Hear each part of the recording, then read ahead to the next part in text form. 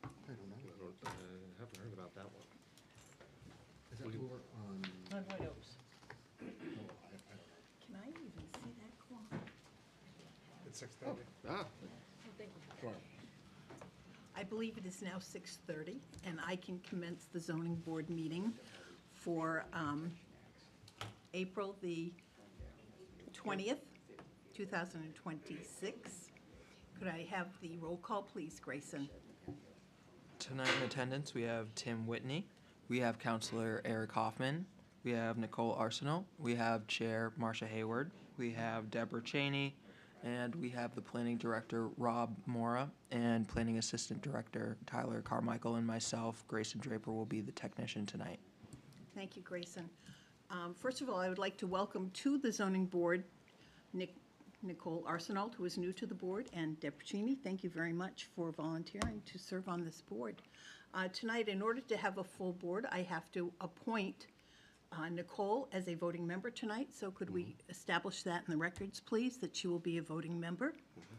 And without objection tonight, I would like to move a couple of items. Madam Chair, What? Tim as well. Oh, I'm sorry. Excuse me, pardon me, and appoint Tim as a voting member tonight. Thank you very much. I would like to, without objection, move two items to the front of the agenda. That would be 7.1, 604 Endicott Street North, and 6.2, 238 White Oaks Road. Is there any objection from the board on moving those two items forward? No. Okay. And the other thing, without objection, I would like to do is that we will not hear any more applications after 9:30 this evening. We have a very long agenda, and if we don't get to something, it will have to go till next month. Do I hear any objection to not hearing anything after 9:30? No. Okay. And with that, we need to have a motion on the minutes, please. Can I have a motion? Deb, would you like to make a motion on accepting the minutes from Yeah, I last make a month? motion to accept last month's minutes of the meeting. I'll second. I'll second. Discussion, all in favor? I have to abstain, I wasn't here last month. Is that going to be okay? Nope, that's fine. Okay, all right.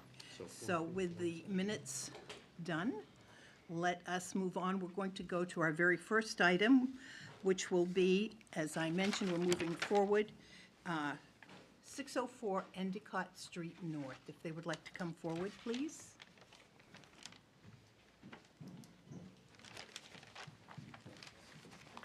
Good morning. Michael Tierney of Wadley Star and Peters. I'm here for the appellant. Did I just say good morning? It's been a long day. It's already been a long day. I think my name is Michael Tierney, but please correct me if I'm wrong. Good evening. So I am still here for the appellant in this matter, who is Pine Hollow Campground, who is the abutter to 604 North Endicott Street. We're here asking the zoning board to determine the meaning of the zoning ordinance, and that's one of the prime functions of a zoning board, is to look at the words of your ordinance and determine what it means. You are the final authority on the meaning of the ordinance in the city of Laconia. So this is a parking issue here, and in order to determine whether the parking part of the ordinance applies to 604 North Endicott, you need to look at section 23545, which says, and I'm going to read it, if any structure is constructed or enlarged, or if any use of land is established or changed, off-street parking spaces shall be provided for the entire use, consistent with the parking requirements established by this article. So as I read your ordinance, I think it's pretty clear that any time there's a change, okay, either to a structure or a change to the use of land, okay, there needs to be compliance with the parking requirements of the ordinance. Now, the ordinance does have exceptions, and the most probably usual exception is the exception in section C. Section C says that changes in the use of the building existing as of January 1st, 2019, and which do not increase the total gross floor area of the building shall not be required to develop additional off-street parking spaces for uses in the building. Okay, so if we were just taking a building, say as a restaurant, and we're changing it to a different type of restaurant, we don't need to go back and do parking calculations all over again. But there's a but.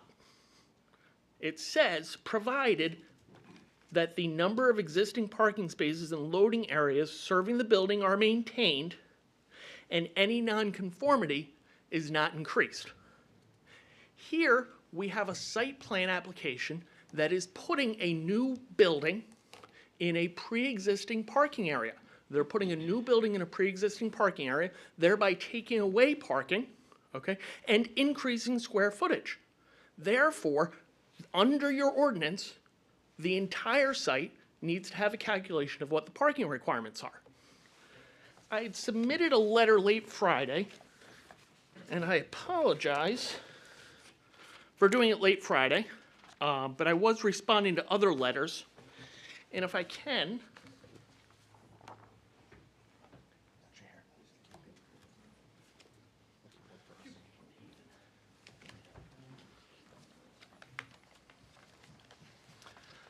attached to the letter at Exhibit A is a nice little picture. It's not a picture I took myself. It is a picture from Google Maps. And I'm told by my client, who I should have introduced, and I apologize, Bob Heavey, the owner of Pine Hollow Campground, is right here with me today.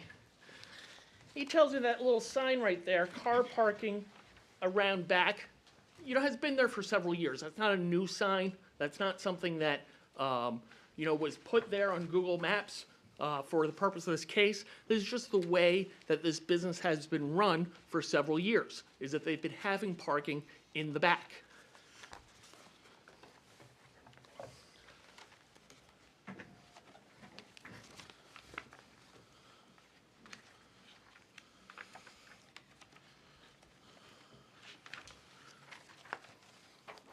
If you turn to Exhibit D, okay, you have an aerial map.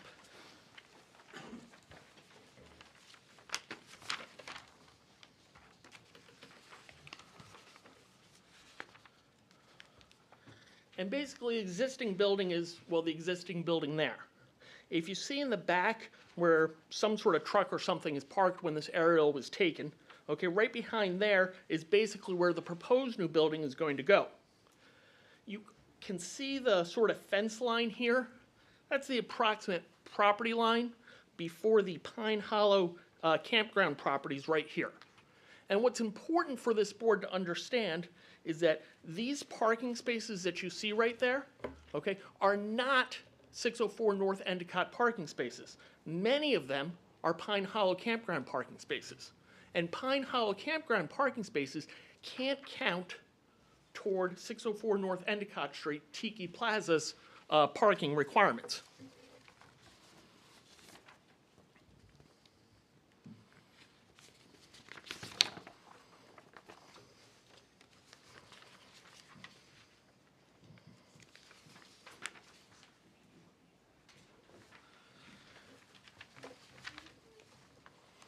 I'm going to pass around, if I could.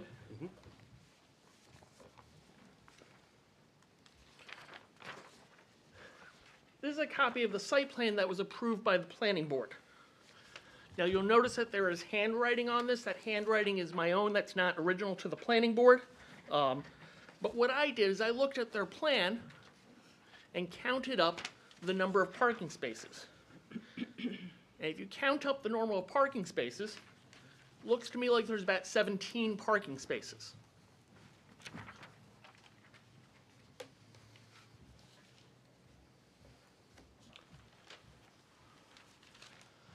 So, how many are required?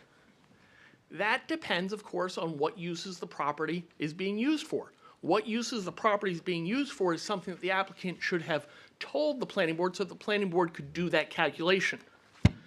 But if you look at the tax card, the City of Laconia tax card, it has 5,418 square feet, which is inclusive of a deck of 1150. If we have all of that use being used for, say, restaurant purposes, you would need 54 parking spaces, not the 17 provided. Now, if instead you look at it a little bit differently and you say, okay, this is retail area and this is restaurant area, and you say for the retail area, you only need 1 parking space for every 300 square feet, okay, then you would, assuming 3,000 square feet of retail area, need 10 spaces for that, 2,400 spaces, 2,400 square feet, I'm sorry, I'm having difficulty tonight and this morning. 2,400 square feet is going to require 24 spaces for the restaurant area. Okay, so 10 plus 24 is, of course, 34, and at 17 spaces, that's not even close. Okay, so the planning board needed to look at the parking requirements. It needed to apply the parking requirements to the retail area and to the restaurant area. And applying those requirements, they shouldn't have approved the site plan. They should have denied the site plan for not complying with the zoning ordinance. Now, if you look at the February 3rd, 2026 minutes, you're going to see, okay, that they didn't allow me to speak during that meeting, which was wrong, but that's not for the zoning board to determine, okay? But you will see in my December letter that I made very clear, okay, that the planning board needed to apply the zoning ordinance to require parking spaces, okay, and that it would be a violation of the zoning ordinance to say that they were exempt from having to look at all of the parking requirements for the entire property. So we're asking that the zoning board determine, okay, the meaning of the words of the zoning ordinance when it says, if any structure is constructed or enlarged, or if any use is established or changed, that means that when you're going to this planning board in order to get site plan approval, in order to put a new building, okay, on a previously designated parking area, okay, that you need to look at the parking requirements for the entirety of the property. If there's any questions, I'd be happy to answer. Attorney Tierney, I understand. How do you, this situation went to court twice. It went to the Supreme Court, I think the Belknap Supreme Court on 11/20/2023. It went to the New Hampshire Superior Court or Supreme Court. I don't have the date down, but I know you had mediation. And both of those decisions, the first decision ruled in favor of the planning board, and the second decision asked for mediation. Pine Hollow went to mediation, and the only issue they brought up was the stormwater issue. So that would be incorrect, okay? At the mediation, the inadequacy of the parking was absolutely brought up and discussed. The inadequacy of the parking was not something that Pine Hollow and Tiki Plaza agreed upon, okay? You'll see in that settlement agreement, okay, that there is neither an agreement that Tiki needs to comply with the parking requirements, nor is there agreement that Tiki already does. Well, I read the documents that were submitted to me, and I didn't see anything but stormwater. I did not see anything about parking. Correct. I'm agreeing with you. There's nothing in that settlement agreement about parking because there was no agreement between Tiki and Pine Hollow that their parking was either inadequate, as their stormwater was inadequate, nor that it was adequate because it wasn't adequate. We didn't agree that it was adequate. The planning board, okay, didn't make any determination in 2023. Okay, the planning board was specifically asked by myself, okay, on behalf of Pine Hollow Campground, you have that December letter, to apply the zoning ordinance, to the entire property. They did apply a zoning ordinance. They used the commercial storage ordinance when they made their site plans. They did apply a zoning ordinance to the parking situation. Then that would be incorrect to not look at the entirety of the property. Because pursuant to 23545, it says that you're supposed to look at off-street parking spaces for the entire use. Okay? The Superior Court decision that you referred to earlier was appealed to the Supreme Court, okay? Pursuant to the Taylor case, which I'm going to turn to Attorney Spector Morgan to remind me of the citation of the Taylor case, because she emailed it to me this morning. When a Superior Court case gets appealed to the Supreme Court, okay, that means the Superior Court's decision is not final, okay? There is no affirming of the Planning Board's decision. It is, for all intents and purposes, not a decision. Okay, so there's not a decision from the Superior Court that's of binding effect. We went up to the Supreme Court, and there was agreement that the stormwater was inadequate because the water doesn't flow uphill, but that's not an issue for the zoning board. Okay, what there is not agreement on, okay, is whether when the Laconia zoning ordinance says that parking spaces shall be provided for the entire use, whether that means the entire use or whether that means just the proposed new use. Okay, I think it's pretty clear what your ordinance says. I think that the entire use is the entire use. Okay, if you're putting in a drainage area that's larger in order to have that building, you need to be doing that in order to have that building. Okay, you're putting in a new drainage area so that you can have that building on a pre-existing parking area. Okay. Could you do this such a way so that you could meet the parking requirements? Not sure that you can, but you need to at least look at it. And the failure to apply the parking ordinance to the entirety of the property is the error in interpreting the ordinance that we're asking you to correct. Does anybody else on the board have any questions of Attorney Tierney at this time? Okay. Thank you. Maybe we have some members of the public who would like to respond. Good evening. My name is Laura Spector Morgan. I'm generally the city's attorney. I'm not your attorney tonight because I assisted the planning board in this case. So I am here on behalf of the planning board to explain to you the planning board's interpretation of how we got here. Before you decide the merits of this appeal, and I disagree with Attorney Tierney on the merits, you have to decide whether or not you have jurisdiction. And I contend that you do not, for two reasons. First, the decision about parking was made back in 2023, and the time to take an administrative appeal was within 30 days of that decision. And while Attorney Tierney claims there was no decision made about parking at that time, there clearly was, and I will go through that with you. Second, in 2026, the planning board specifically made no finding about parking. Instead, they held that their jurisdiction was limited to the drainage issues. So you have a clear decision in 2023 that was not properly appealed to this board, and you have a decision in 2026 that has nothing to do with parking, which has been improperly appealed to this board. So let's talk about what happened in 2023. As you know, there was a site plan application to add a commercial garage to this existing site, which we all know has a t-shirt shop, a candy store, a convenience store, and a restaurant.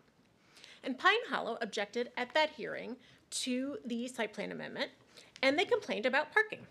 And luckily, for the first appeal, we had a transcript made, so the fact that your minutes are a little bit terse doesn't mean we don't know exactly what was said. For example,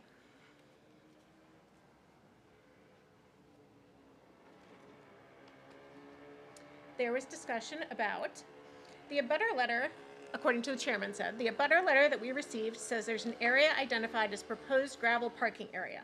And the suggestion is that it should be marked a no parking in this area as it is needed for deliveries and turnaround of vehicles. They talked about parking. They talked about providing parking inside the garage. They talked about what was going to rent the commercial space. They talked about site circulation and where vehicles would enter. And then there was a discussion about whether or not they had adequate parking for the existing uses. And Mr. Heavey said, they don't have the parking that they need. I'm in the real estate business. I have everything from a warehouse to self-storage facilities. And he spent some time talking about parking. And then the abutter stood up and also talked about parking. He stood up and he said, Mr. Hayhurst, I've never seen a car out front. I don't know. I'm the other abutter. You're saying he's encroaching on. He's never even had a car out there. Mr. Heavey says, well, that's true, but they just opened. And Mr. Hayhurst said, but both the businesses are open and there's not even a car there. So there was definite discussion about the parking that was needed for the existing uses. Moreover, in the appeal to the Superior Court, Pine Hollow said the following. The planning board did not analyze whether sufficient parking had been provided. That's paragraph 52 of the complaint. And the planning board did not look at the adequacy of parking, traffic, or other requirements either from the proposed new building or the overall site impacts in its entirety. That's paragraph 68 of the complaint. So the issue was discussed at the planning board, raised by Pine Hollow in the appeal, and ruled on by the Superior Court. The Superior Court held any further dispute regarding the adequacy of current parking for Tiki Plaza's existing business was beyond the scope of the application before the board. So it's been decided by the board, it's been appealed, and then it's been decided by the Superior Court. And then, in the appeal to the Supreme Court, Pine Hollow argued one of their questions on appeal was whether the trial court erred in finding that the planning board adequately considered traffic and parking issues before granting the conditional approval of the application. That's question 7. Question 10 was whether the trial court erred in not reversing for approval for failure to analyze adequacy of off-street parking for all uses. This issue was raised, it was appealed, it was decided, it was appealed again, and it was, as you noted, not addressed in the settlement agreement. And I was at the mediation. I do not recall any discussion of parking. That doesn't mean there wasn't any. I'm just saying I don't remember it, and I think Attorney Wood would tell you the same thing. So the claim that parking was never addressed in 2023 is simply not true. It was addressed, and that's when the appeal should have been made to this board. They didn't do that, and that was either a decision or an error. But regardless, they don't get a second bite at the apple now, after the 2026 decision of the planning board, where the planning board said it was finding that its jurisdiction was limited to the drainage. Pine Hollow tried to get it to make that decision. Attorney Tierney advocated that they had to, but that doesn't make it so. So, I don't think this board has jurisdiction. I think this board should vote to find that it has no jurisdiction over this appeal. Do you want me to address the merits as well at this time? I'm good. Okay. How about anyone here? Would like, no? Okay. I think we're fine. If you get to the merits, I would just reserve the opportunity to address Yes, them. thank you very much. Yep. Who else would like to speak on this issue?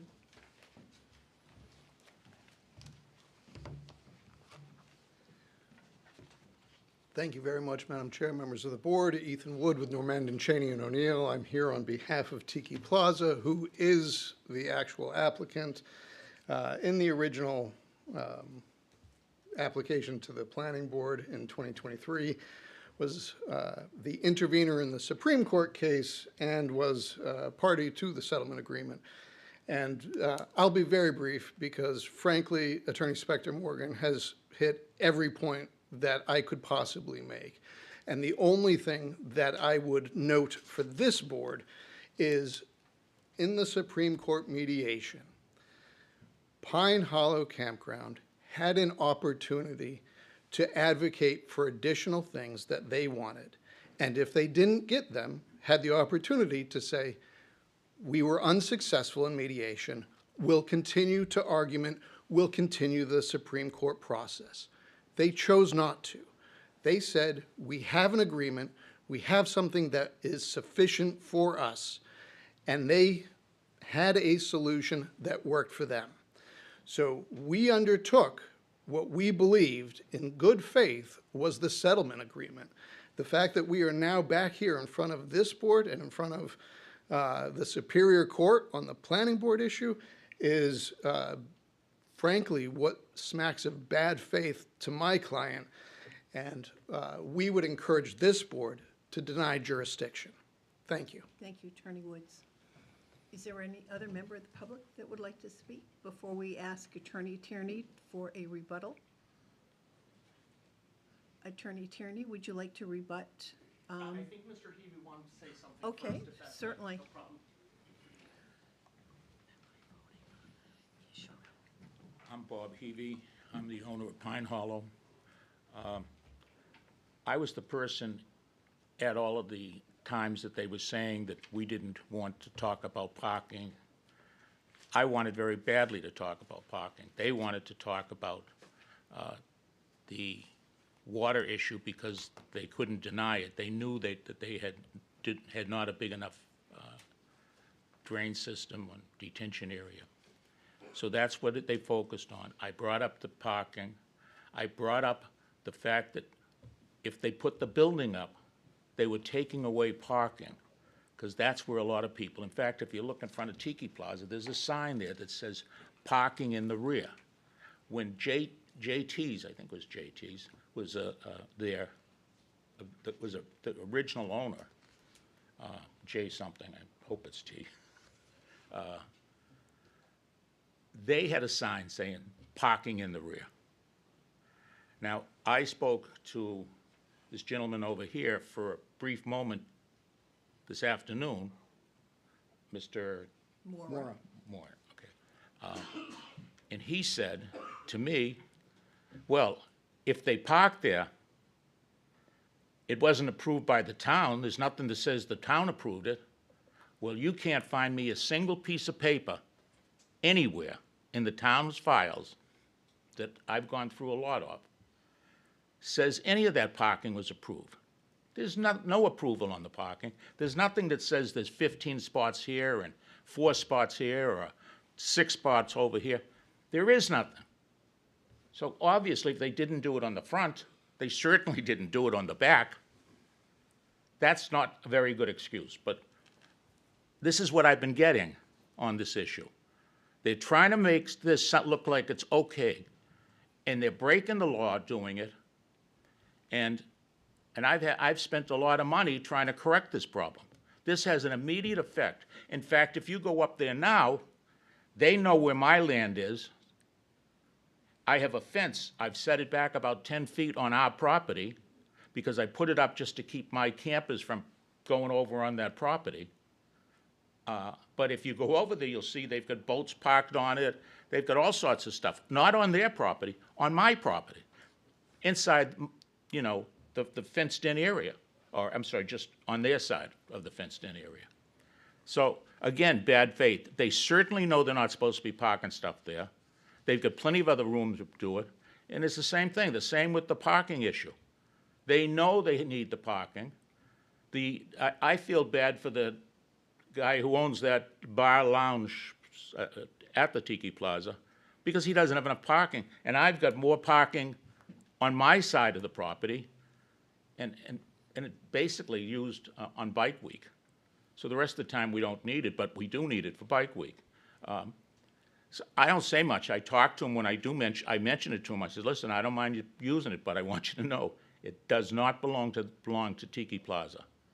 And he's a very nice guy, and I kind of close my eyes to it a little bit because his business isn't exactly doing as well as he had hoped. And he needs to have parking. And there just isn't enough parking. Every store up there is suffering because they're not really making what they thought they'd make. But one of the reasons is there's such a limited amount of parking. So I'm sorry, I didn't think I'd say anything, but sitting here and hearing these same issues and saying that, oh, Pine Hollow didn't care about the parking. We brought it up at every meeting, but we were shot down and said, well, we're talking about this or that. We can't get into that right now. When we went up and had that agreement on the water issue, that had nothing to do with my not interested in the parking. But we were trying to get a format, a way to correct the issue with the water. And we left and we hadn't discussed the parking, but that didn't mean I thought it just was going to go off the table like the things. I'm a working guy. I'm not a lawyer. So these lawyers can outmaneuver me very easily. Thank you for your time. Thank you, Mr. Heavey. Attorney Tierney? Yes, thank you. So I just want to be clear about a couple of things.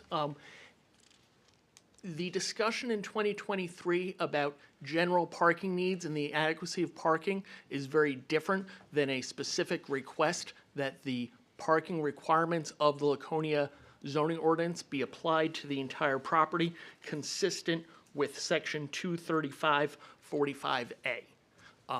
But even if the planning board had made a determination in 2023, the planning board made a new determination in 2026. This is not something for which the planning board made a determination, a building was built, and then, 3 years later after the building was built, there's a challenge to that determination. No, the building was never built. It could never be built because of the inadequacy of the water, okay? And there was no decision, okay, affirming the planning board that is still a decision. That decision, okay, was effectively trumped by the decision to go back to the board, okay? You go back to the board, you abandon your first decision. I mentioned earlier the Taylor case. I apologize. It's Gray versus Kelly. Gray versus Kelly is the case that holds that when a party appeals to the Supreme Court, a Superior Court's decision, that Superior Court's decision never becomes finalized. And it never will be finalized because of the going back to the planning board with the new application. So looking at the new application, whether you're even just looking at the drainage area which is necessary for construction of a new building, okay, I think that the words of the ordinance are clear that you need to look at the parking for the entire property. Thank you. You're welcome. Is there any other member of the public that would like to speak to this issue? Otherwise, oh, please. I apologize. That's all right. Very quickly. I just feel that we need to clear something up. This is not a new application. We came back to the planning board, not with a new application, not with some significant change. We came back to the planning board as a result of Supreme Court mediation. This is not a new application. This is a change to the existing site plan, and it's so minor a change that it is simply a slightly larger detention pond and routing the water from the roof into the detention pond. That's all. It's not a new application, and we need to be very clear on that. Thank you. Attorney Woods. Okay. Otherwise, I will close the public portion of this meeting at 7:02, and I will now open it up for discussion amongst the board. Comments? None? None? Eric, any thoughts?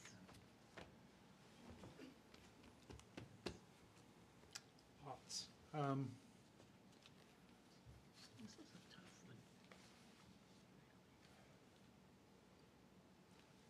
So the Superior Court determined that the planning board's ruling regarding parking and traffic was okay and only referred it back to the planning board for stormwater runoff. That's my understanding. Now, the planning board could have considered other things, but chose to stick to stormwater runoff. So this appeal is of that decision. To me, it doesn't feel timely or appropriate to appeal that decision based on parking when that decision was based solely on the direction of the Superior Court to reconsider the stormwater runoff. I'm in agreement with that, and I also am concerned that, again, when you go to mediation and you have a discussion, why that wasn't part of the issue that they just settled on in mediation on the stormwater component of that. So I too am thinking it's untimely request. Nicole, any thoughts? No, I agree with everything that I've read up on this, that it feels like we're kind of blindsided by suddenly about a parking issue.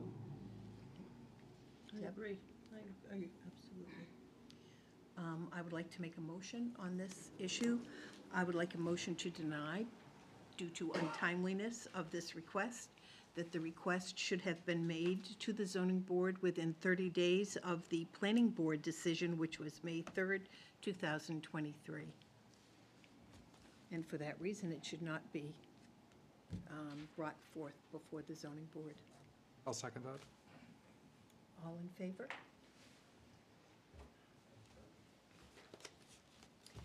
And with that, we will move on to the next item. Can I have, please, we are moving to 238 White Oaks Road, please.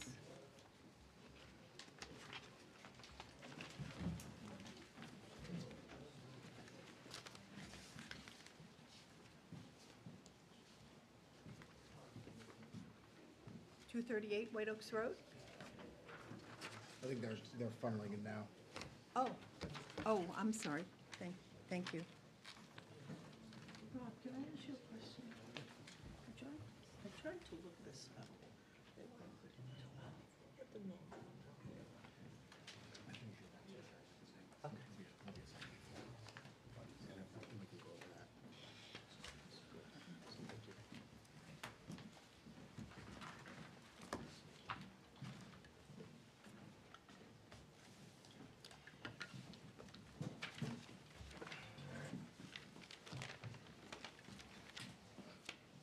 So,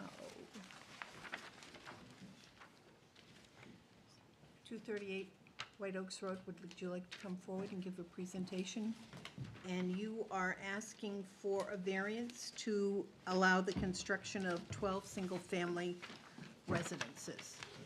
Yes, Madam Chair, how are you? John Cronin for the record. I know, I've seen you so many times. I feel like we're old friends.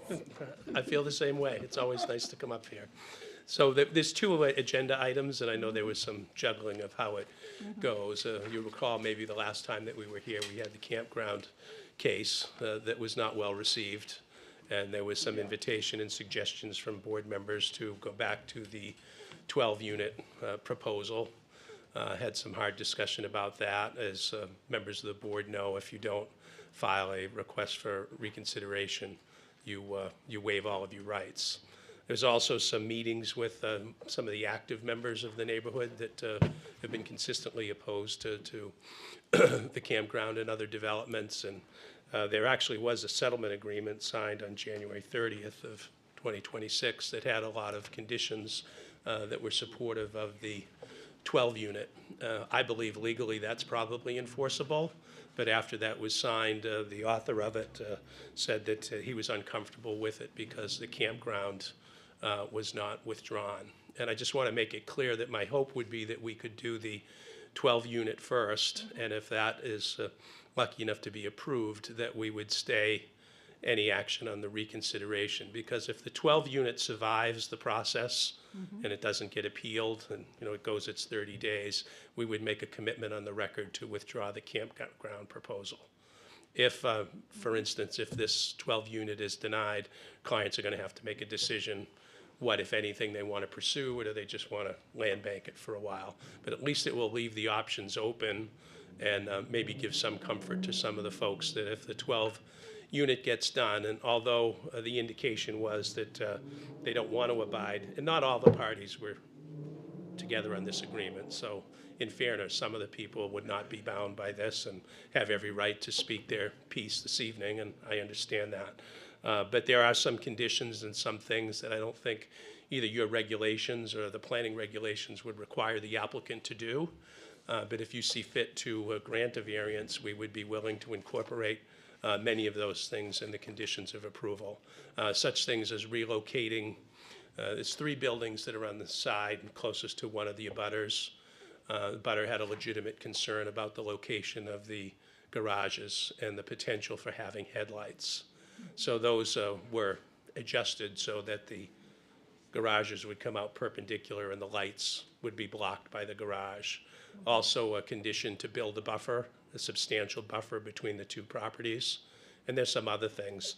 I have the agreement here. I can put it on the record, but where it's a settlement agreement, probably not the appropriate thing to do. But in terms of giving conditions of approval, I can read out those sections that we would be willing to abide by after we make our presentation of the plan and the criteria.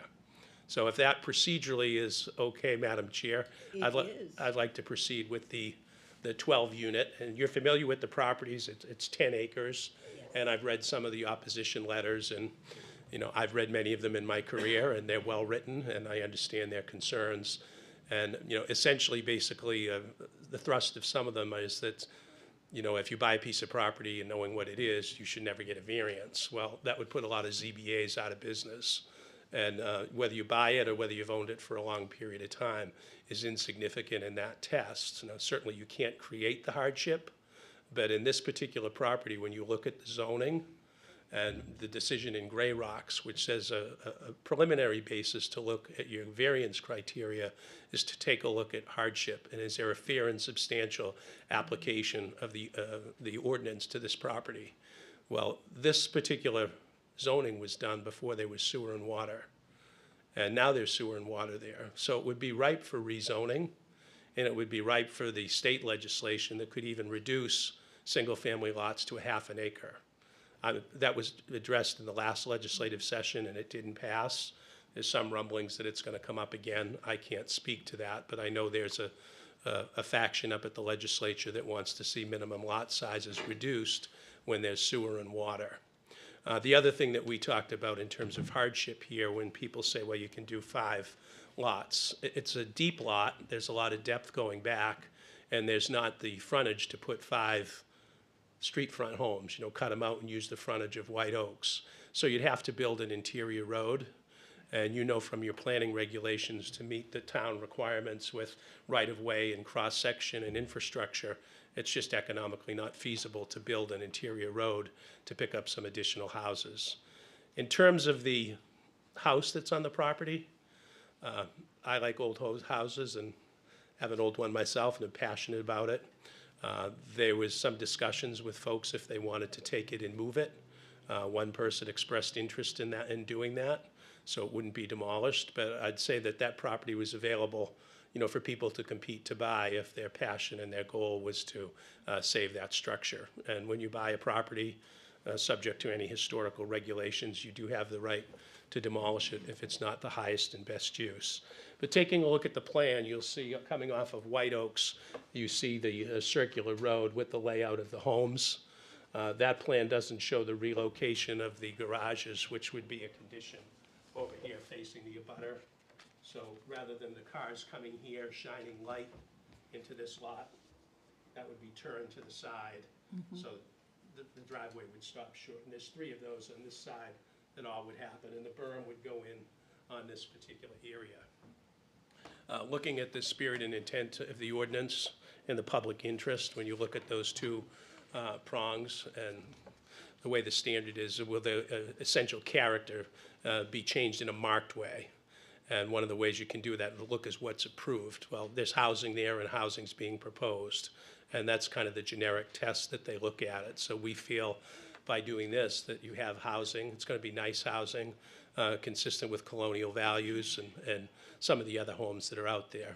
As you folks know, White Oaks Road is pretty diversified. I think in travel there you have some clubhouses or a clubhouse. You have some beautiful homes with a lot of land. You have what looks to be small manufactured homes and a whole diverse group of them down there. So we believe that we meet those standards. In terms of the hardship test, I talked to you about the fair and substantial application of the ordinance and the condition of the land. Just the frontage in comparison to the lot size and the acreage and the existence of sewer and water, we believe would satisfy it, which takes us to the next step. Is this reasonable? Certainly, it's a dramatic departure from what was originally proposed with the 20-plus duplex units, and there was concern there that the duplex units were a problem. So we went to the single family, and the density was too high. So there was the dramatic shift there. I know in the campground, the plan, and shame on us for submitting the plan with a high number of units, and I think I said repeatedly that we weren't asking you to approve a specific unit count, and that would be something for the planning board, but certainly this would be less dense than a campground, even if we cut the density in half. So I think we meet those tests. And the balancing test, if you look at it, the harm to the public, generally White Oaks Road, this will be off White Oaks Road, it will be buffered, the stone wall will stay in place, it will look essentially the same. These homes will probably in the $1 million, a little bit north of $1 million range is what's being proposed. The markets can always change, but I think you might have seen the details. If you haven't, I'll ask Nick or Tony or Peter to show you what they'll look like. But I think we've submitted them in some of the packets in the prior applications. It's kind of a Cape Cod kind of green type area. And we meet the balancing test. In terms of value, we've asked the appraiser, licensed appraiser, to take a look at it and supplement his report. And his opinion clearly is that if this is approved and built out, it will not negatively impact the value of other properties. Now, when I say value, the test is market value, not personal value. I think for anyone, including me, if I had a home and I had an empty lot or underused lot of 10 acres beside me, I would probably prefer that to have any number of homes there. So the personal value to me might change, but the market value by putting these nice homes in there is not going to negatively impact any of the other properties, especially if we go forward with the conditions. I want to talk to you a minute about the conditions that we'd be willing to have. One is in terms of excavation and site work. If there's material that's, there will be material when you do your grading and start doing your work, that would be provided to the abutter. I would believe has a need or a want or a purpose for it. We would do that. The garages, the 3 of them on the side of the abutter, would be relocated to block out any light from vehicles coming in the driveway and be blocked by the garages.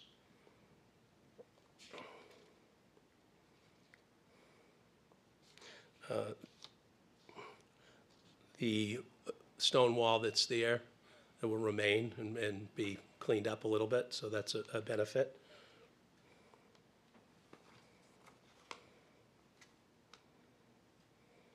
There's other fence. Presently, the abutter does not want a fence, but wants to reserve the right to request a fence in the future, and would be willing to do that of a reasonable dimension and design to provide the screening. And they'll also, at the planning board, do a berm there, and I'll have Nick talk a little bit about the berm and show it to you so you have a better understanding what that purpose is and what that design is. So we think it's a good plan and a good project. We hope you look favorably on it. And I'll turn it over to Nick, and he can come up and talk about if you have the elevations, maybe you can circulate them and talk a little bit about the berm. Yes. Good evening, everyone. My name is Nick Loring. I'm with Benchmark LLC. The house elevation should have been in your packets. I do have a couple copies here I can hand out to everyone. Are they in your packets, or do you want to see these again? They weren't? Okay. No, I don't need to see them. And does anyone here? They're in the packet. They're in the They're in the packet, so packets. we're good. Okay. And as far as the berm design on that southerly side, really the intent on this plan, we showed both a fence, privacy fence, and a berm, an elevated berm, and we provided arborvitaes along that, or some type of screening plant. I mean, we'll be willing to work with the abutter on exactly what species, if they had any preferences, but arborvitaes are a pretty standard plant in New England for screening. And that's really just to provide, initially they'd be 6 foot in height, and they grow rather quickly once they take off, so that in this area here, you'd have the berm and it would run that entire length, and the fence would be proposed on the downhill side. So you'd have the fence, then it would come up with the berm with the plantings on it, and those plantings would be staggered, 2 rows of staggered plantings to provide optimal screening for it. Thank you. Thank you.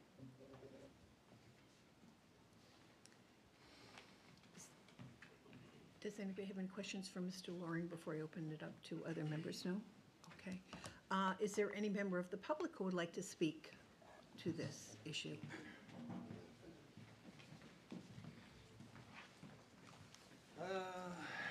We meet again. I'm still Faces going to have have to ask you. changed. I'm Glenn Joyce. This is my wife Margot, And your address, please. and we're at 252 White Oaks Road. We are the abutter on this side of the property that is not talked about in the agreement whatsoever. Never had a conversation with Attorney Cronin at all, ever. I'd also like to make a point that there is no water on on that location on White Oaks Road. He talked a lot about there being city sewer and water. At that address, there's only city sewer, and sewer's been there since 1978, I believe. I think that's, gets that kind of squared away.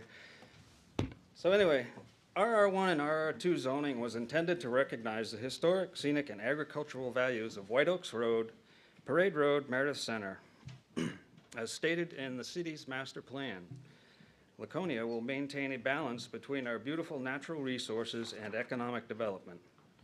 Single-family housing on 2-acre lots is appropriate for is an appropriate use for 238 White Oaks Road and allowed under the current zoning regulations with no variance, no special exception needed. 5 homes are possible on a 10.63 acre parcel. Unnecessary hardship. This property has no unusual attributes, for instance, lot shape or topography, that make it impossible to adhere to current zoning. Therefore, a hardship does not exist. Financial considerations, personal preference, and convenience of a developer do not constitute a hardship. This is a self-created hardship on the developer's part. Spirit of the ordinance. It's basically the purpose of an ordinance. The spirit of the ordinance was to maintain scenic and open spaces within Laconia. 12 homes do not satisfy the spirit of the ordinance, as that is more than double the density allowed at this location. Character of the neighborhood, well, it's certainly going to change the character of the neighborhood. I say we presently have 1 home on either side of us, and this will put 5 homes directly on our common lot line. That certainly is a change. Granting this variance would lead down the road of cumulative effect. It sets a precedence for overbuilding in RR1, RR2 throughout the city of Laconia. That's Parade Road, Meredith Center Road, and White Oaks Road. White Oaks Road has already taken a beating and needs repair.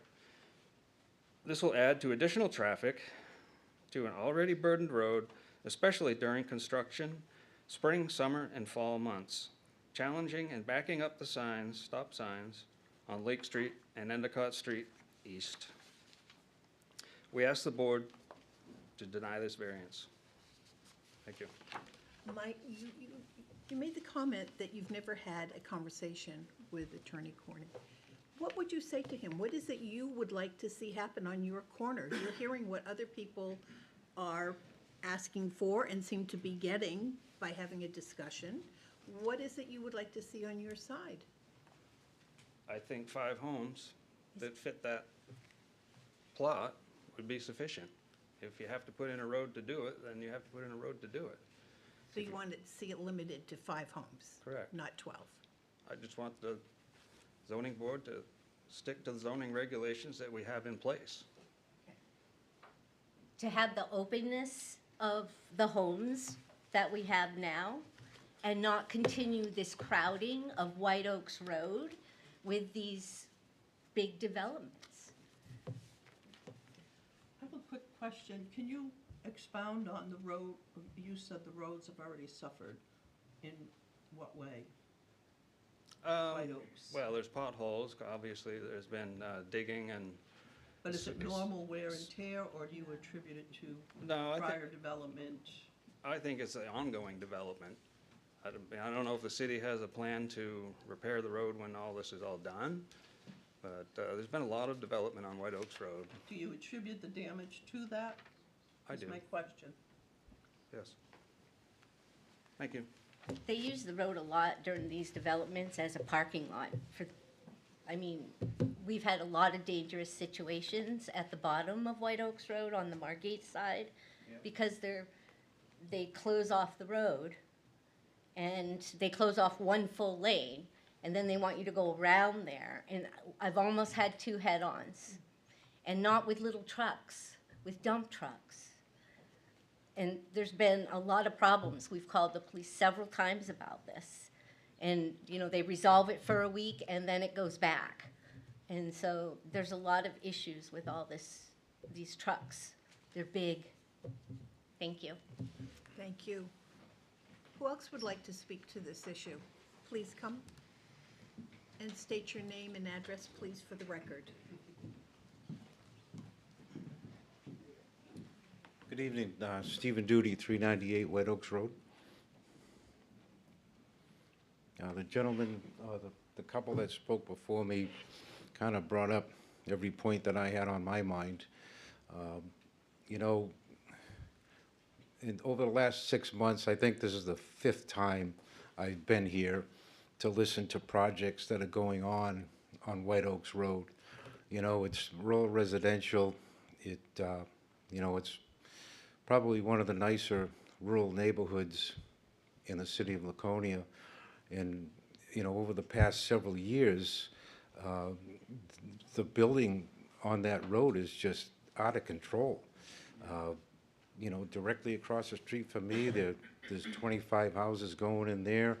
Behind me is that Brady Sullivan project that I don't know how many houses have been in, are in there now. I think there's like 35 or so. And then behind that, going closer to Weirs Boulevard, there's, you know, a bunch of condos and stuff going in there. But, you know, my point is that, you know, like I said, it's one of the nicer rural streets, rural roads in town, and it's going away. The building is just rampant, and, you know, all I'm saying is that, you know, the city really needs to pump the brakes on all of this stuff that's going on.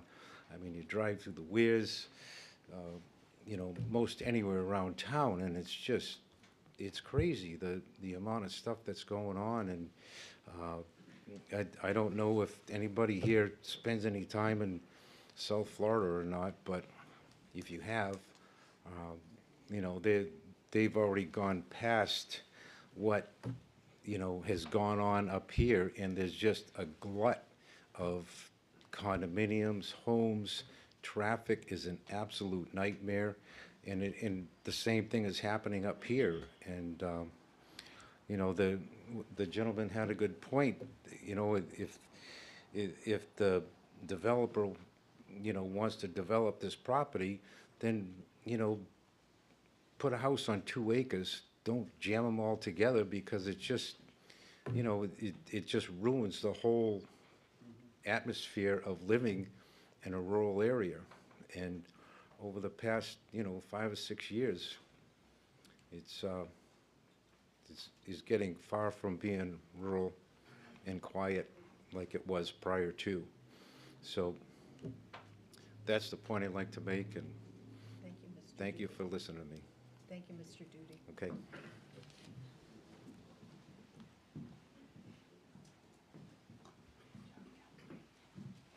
Hello, I'm Julie Worth. I live on 191 White Oaks Road. I'm across the street from the 238 White Oaks Road property. And I just wanted to emphasize, because there hasn't been any studies done on how much traffic is going on White Oaks Road, because I am noticing potholes right in front of my house. There's currently some, and there's significantly more traffic even within the last 2 or 3 years with all the housing that's been going on. And it is a historic road because Prescott Farms is on there. A lot of the farms have been several hundred years old, and it's changed dramatically. So there's going to be more properties that are large that developers will be able to purchase, and to put large amount of homes on these properties that the average person isn't going to be able to handle and afford. And that's a concern, because this is something that's going to impact long term. And I think the last thing I wanted to say was that with the traffic increase, there is a safety issue. And we are all seeing it on a daily basis, and it needs to be addressed. There's still farms on that road. There's still some communities of people that are having animals and all of that. So that does impact us. I bought the house because I wanted to be on a rural road. I would love for it to still be a rural road. Thank you very much. Thank you, Mrs. Worth. Somebody else?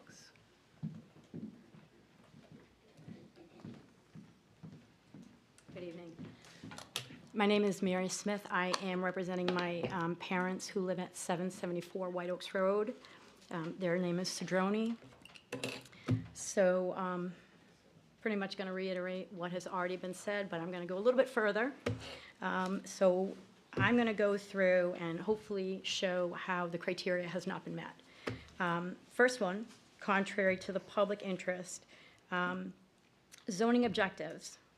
They stated RR1 and RR2. It's designed to protect the city's rural character, manage growth, and accommodate low-intensity residential use in areas typically lacking municipal water and sewer services. These districts emphasize the preservation of open space, agricultural, and scenic values. So their whole premise is that RR1 and RR2 is outdated because they're going to have water and sewer. And the characterization of the neighborhood is incorrect as well. They are bypassing all the other criteria of RR1 and RR2, which is, again, the preservation of open space, agriculture, and scenic values. They talk about how the characterization of the neighborhood, farmland, single-family homes, condominiums, and a motorcycle club. I want to point out the condominium is on the back side of the property. It's in a butter, not even in the neighborhood. It is off of Weirs Boulevard.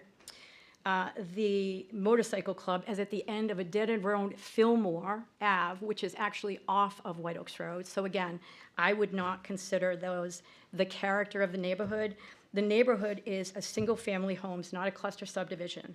Yes, it will substantially alter the character of the neighborhood when you put a cluster subdivision on a property that has been in existence for over 100 years with a single-family home.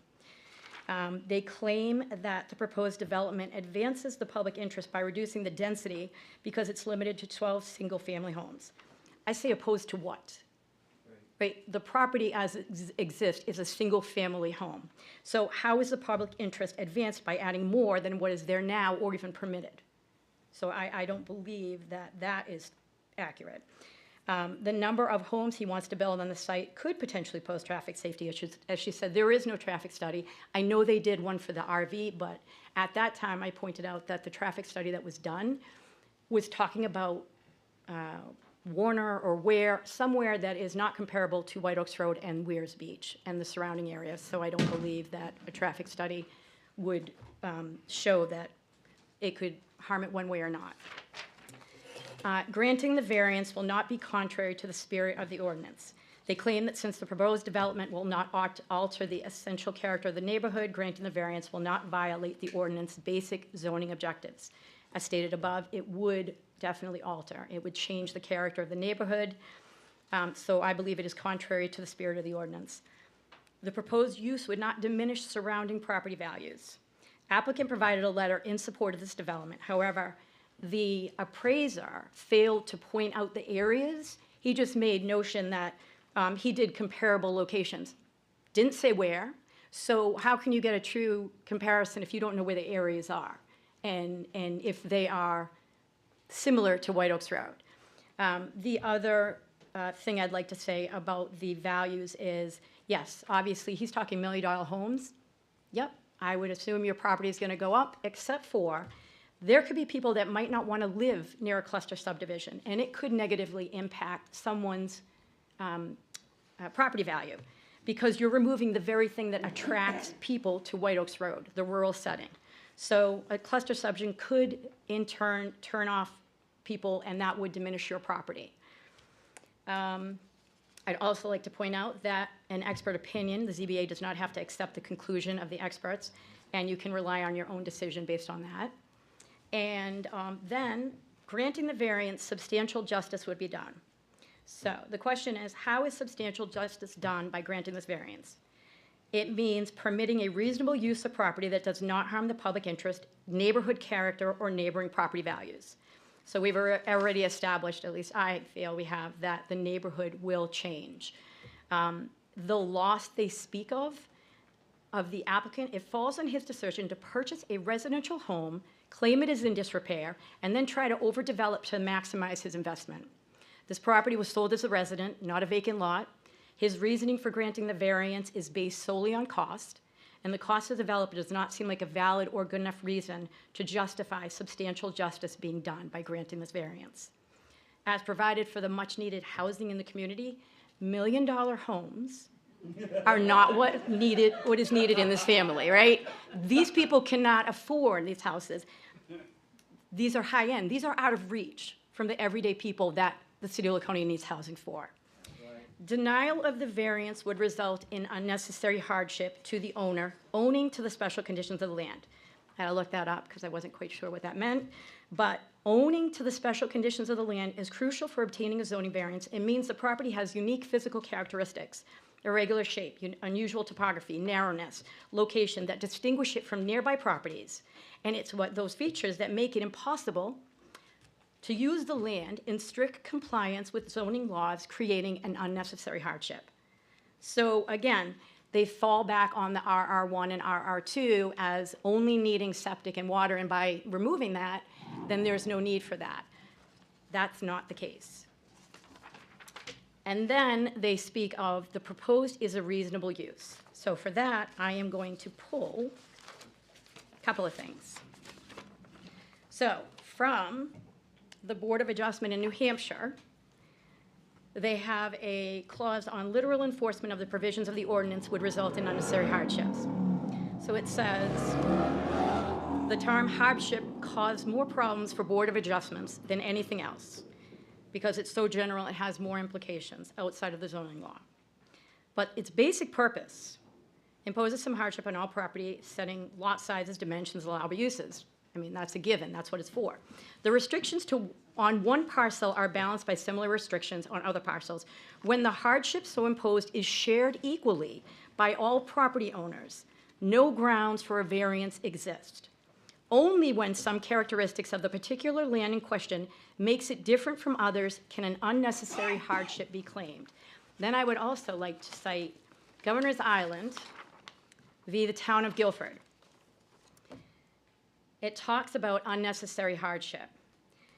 And it says, the concept of necessary hardship as defined in our most recent decision is a narrow one.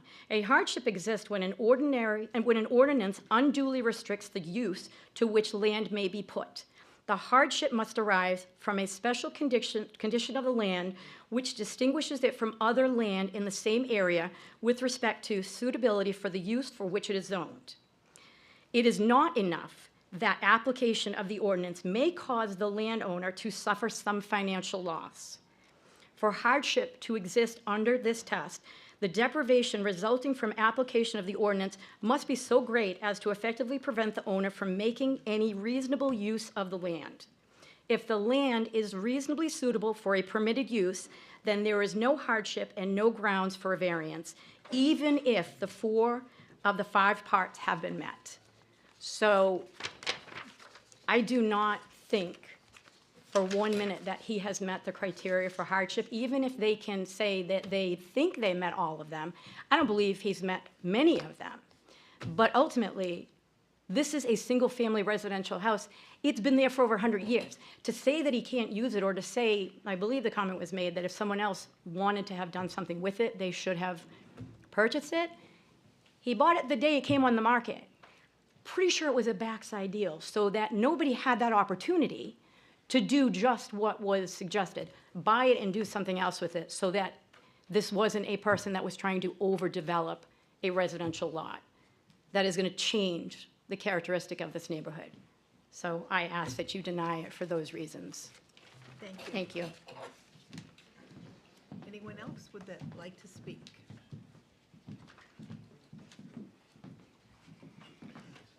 Good evening. I'm Mike Conant, Ward 6 City Councilor. I represent this neighborhood. Hardship is certainly not the case here. Mr. Grenier and his team are intelligent, savvy businessmen. They made a business decision to purchase 238 White Oaks Road. And unfortunately, they had no intention of restoring that beautiful farmhouse that proudly sits on the 10 acres. They were well aware that it was RR2 zoning and that it requires a minimum of 2 acres per home and a minimum of 250 feet of frontage. Without any variances or special conditions, they would be allowed to build 2 homes.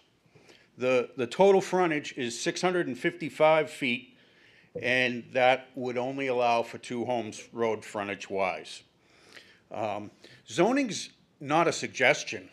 Zoning is there to protect an area and to protect people. Many of these homeowners on White Oaks Road have lived there for decades because of that protection, and we need to uphold that. The residents of White Oaks are very reasonable people, and they recently had a neighborhood meeting, and I was invited and I gladly attended. The fact that this development group presented a campground for this area is ludicrous. And the fact that they want to completely change the complexion of the neighborhood by jamming 12 homes in where really, technically, legally, they are only allowed 2 is just beyond the fact.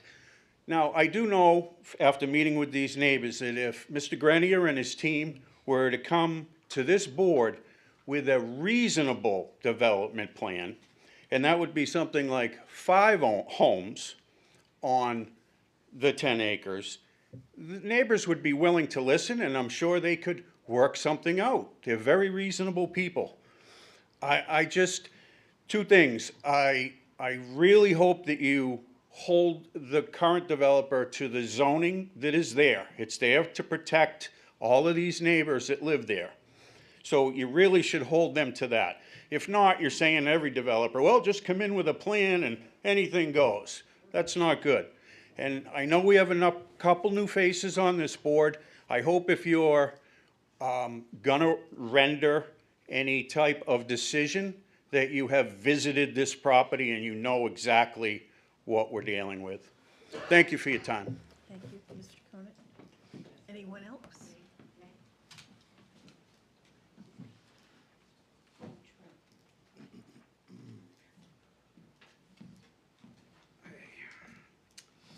Well, I'm Mike Mills. I live in 154 White Oaks Road. It's hard to add to what's been said already for me, but I'm the 2nd generation to live in White Oaks Road. My parents settled there, bought a house that was built in 1940 for the reason that White Oaks is what it is today, rural, historic. And to do all this and wreck it is, I just can't fathom that. I do want to say for the White Oaks Road, down to the end that I live on, I frequently try to walk down to Shaw's Plaza. And once you start going down the hill, I mean, I have to listen, watch for cars, because I might have to jump off the road, you know, because there's just no other place to walk. So adding more traffic, adding more development is just going to make that a problem much worse and a very sure safety hazard. The other thing I like to say is, so I have 5 acres myself, and the amount of wildlife that we have coming through our yard, I mean, there's deer, bear, coyotes, foxes, wild turkeys, all sorts of birds and prey. Now, I did some research on this through Fish and Game Wildlife site, and I guess they have what they call a connected habitat and movement corridors that you need for game to be able to travel through. And cutting this up and putting 12 houses, you know, it's just going to cut back the value of the property, not having the wildlife visit us anymore. They're just going to move on and not come back. That's going to be a hard thing. It's going to be a hard thing.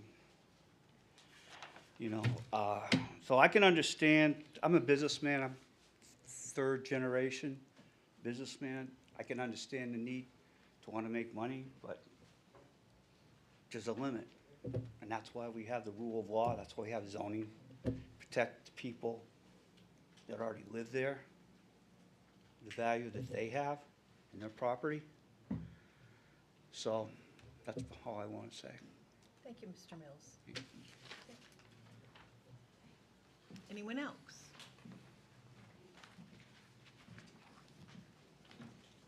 Good evening.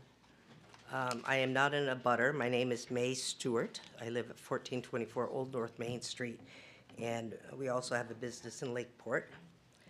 I am just reiterating what everyone has said that I agree with.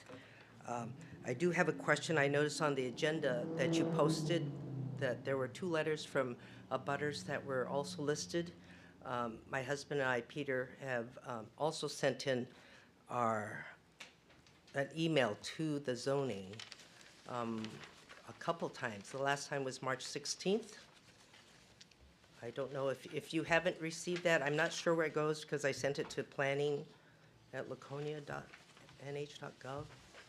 I do have copies of it if you need it. So I wasn't sure if you only posted letters from the abutters, and I'm not an abutter.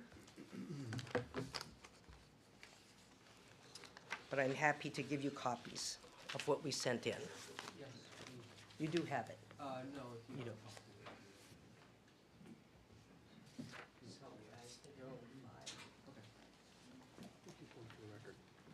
So if I could have that on the record too, Yes. as well. Thank you.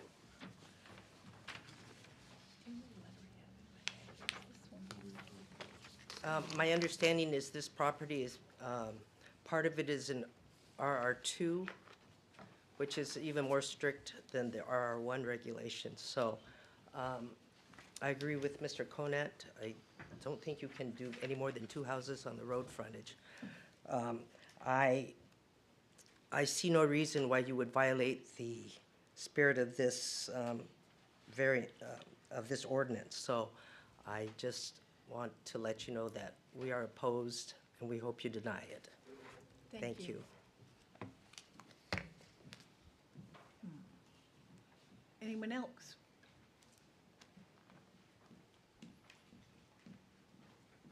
Hi, my name is Alicia Emery, and I live at 181 White Oaks Road, and my mom lives at 235, which is directly across the street from this property. I know that we've said a lot of the same things, but you know, nobody has reached out to any of the neighbors that I know to discuss what to do with this property. We've talked amongst ourselves, but it keeps being said that, you know, it was pulled and, you know, single-family homes, which that single-family homes were definitely preferred over duplex, but a cluster subdivision was never what anybody really wants or would be a good fit for the road. The cluster subdivision would definitely change the character of the road and therefore contrary to the spirit of the ordinance. There are single-family homes all around the property and not a cluster of homes anywhere surrounding the property. Also across the street, my mom's home, there is an open field that once was a working farm. That is what RR2 looks like. It is intended to recognize the historic, scenic, and agricultural values of the area, and this is what we're trying to preserve. You know, this does not benefit the public, and there's no indication that future legislation would reduce the requirement to half-acre lots. It's not that this is gonna be doing us a favor and that everything is gonna be half-acre lots in the future, and so why not, you know, give us what we want now? We're trying to preserve one of the last rural roads in Laconia. And we're fast approaching filling every space in Laconia, and what's gonna be special about it anymore? The applicant, let's see, another thing is the hardship. There's no hardship to the developer. He knew what he was buying. We all keep saying this. In the end, he knew that the current zoning regulations were, and I feel like what's happening in Laconia, these developers keep buying property wherever they buy it, and instead of having a plan or trying to work within the zoning for wherever it is, they come in and ask for a variance.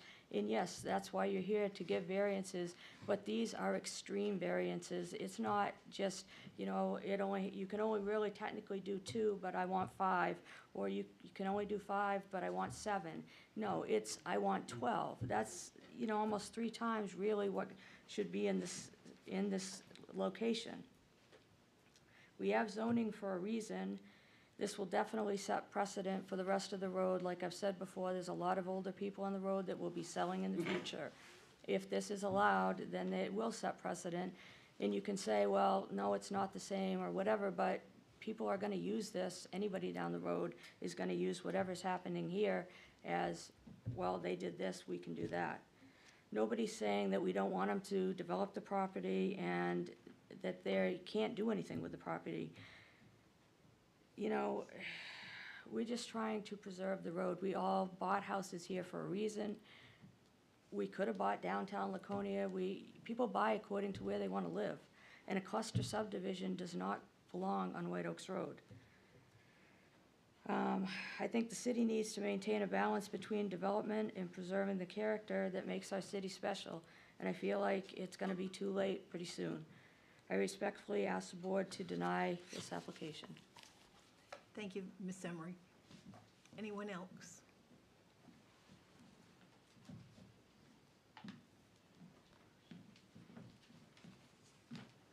My name is Colby Batchelder. I also live at 181 White Oaks Road. At a previous meeting several months ago, a variance for a 12 duplex cluster development at 238 White Oaks Road was denied.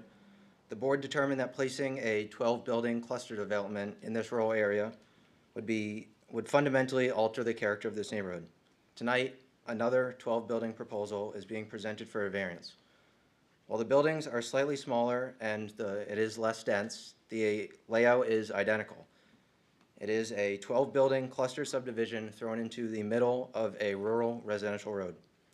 Like the previous plan, this plan also fails to meet the 5 factors needed for a variance. It's been established by the board that any form of a cluster subdivision would alter the character of the neighborhood and is against public interest, therefore going against the spirit of the ordinance. The current zoning ordinance is not just in place because of sewer restrictions, but to preserve the rural character, which currently consists of low-density housing. Per the New Hampshire Municipal Association, when considering the impact on property values, it is not only important to take into consideration experts' opinions, but take in the perspective of the affected neighborhood. The consistent opposition thus far demonstrates that this development is undesirable in this rural community. It is also therefore reasonable to expect that future home buyers also looking for a rural community would share these same preferences, potentially negatively affecting the neighborhood stability and therefore neighborhood values. If this variance is denied, any loss on behalf of the developers would have been assumed at the time of purchase, as they knew what the current zoning laws were and they were in place. Self-created issues arising from planning choices or profit expectations are not legitimate considerations and should not outweigh the public's interest in preserving the rural character of this road. There's no legitimate hardship present if the current ordinance is followed. Mr. Dion and Mr. Grenier are experienced developers and spent enough time on the property and in the house to understand what they were buying. They also understood the zoning of the property and the implications of the current ordinance on any potential development. This proposal fails to meet any of, in my opinion, any of the 5 requirements and does not address the concerns from any of the neighbors and diminishes the rural character of this neighborhood. For these reasons, I respectfully ask you to deny this application. Mr. Batchelor, I just want to make one clarification. The first time it came before the zoning board, when it got denied, it was 24 units. They were duplexes. Yes. And, okay, this is single family, so there is a distinction between. Yes, I'm just pointing out the fact that it is the same layout featured with 12 buildings. I do recognize the fact that these are single-family homes rather than duplexes with an increase or decreased density. But I'm simply just pointing out the fact that that cluster subdivision was denied with 12 buildings and comparing it to what is being presented tonight. Thank you. Attorney Cronin, would you like to respond?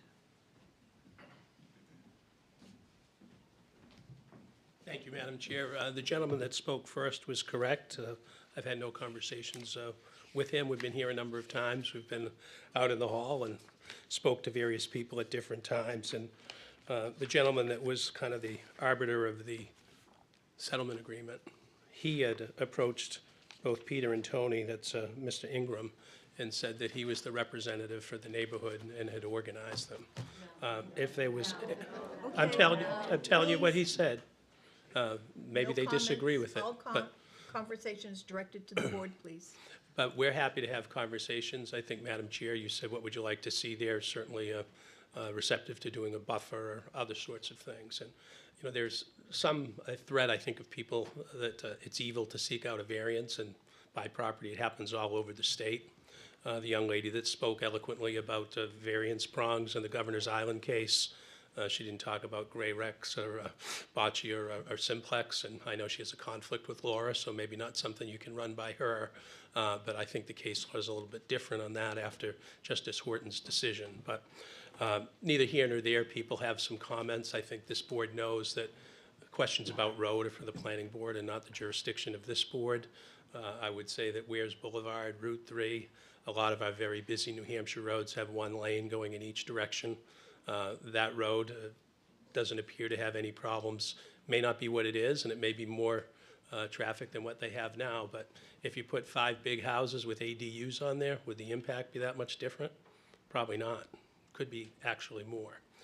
Wildlife corridors and that sort of thing, it's really not an issue. You could go to anybody's property here, or I shouldn't say anybody, but a number of properties in the town and say, you know, we got to take your house down, or we've got to move your improvements because there's some deer that travel through here. That's not how it works. Certainly the planning board requires you to do a heritage analysis, and there's some safeguards you can do, which they'd be required to do to protect wildlife. And, you know, that leads to the question, if people want conservation, someone remarked that while they bought it quickly, if someone's interested in buying it, make a proposal, they can contact me or Peter or Tony. We'd be happy to entertain any offer that someone may want to make. So they can do that. If the town or the city wants to buy it, they certainly have the option to do that. Londonderry does that frequently, that they go out and buy parcels of land that they think are important for environmental considerations. I think the board has heard this case many times. I don't want to belabor it. I certainly respect the people's rights to speak in terms of the general population of the city. You know, I don't know, half a dozen, 8 or 10 people spoke, not too many in the big picture. I think Laconia has seen a lot of development, and yeah, there were farms probably in the 1920s, not too many houses there. When you buy a piece of property, whether on White Oaks Road or anywhere in the community or anywhere in the state, it doesn't guarantee you that it won't change over time. We believe this proposal is reasonable, and it's not a negative type. I think one speaker said that it would increase the value of surrounding properties, but speculated on what some future buyer might want. I suspect if somebody wants to be rural, they may go up to the northern country, or they may go to different communities if it doesn't meet their needs. But the test isn't what some speculative buyer might want to do, it's what the market would do. And I think the only evidence you have before you from a licensed appraiser is one that concludes that there's no diminution in market value. Thank you for all the time you've spent on this. I do have one question for you. Sure. Could you address for me the hardship piece? Yeah, it starts with the application of the ordinance, right? We believe that because there's sewer there, the 2-acre lot requirement in relationship to the feature of the property with its frontage. If you could carve out 5 frontage lots there, may be different, but you have to build an interior road to get the 5 lots. Right. And that is really not feasible for anyone to do it. And people talk about making money. Certainly nobody wants to do something that's going to lose money. And if you did that, you'd probably take down the stone wall and other things as well, which, you know, they'd like to preserve that. They've always said that they would preserve it, and that's the goal, to do it no matter what they do with that development. Thank you. At this time, I will.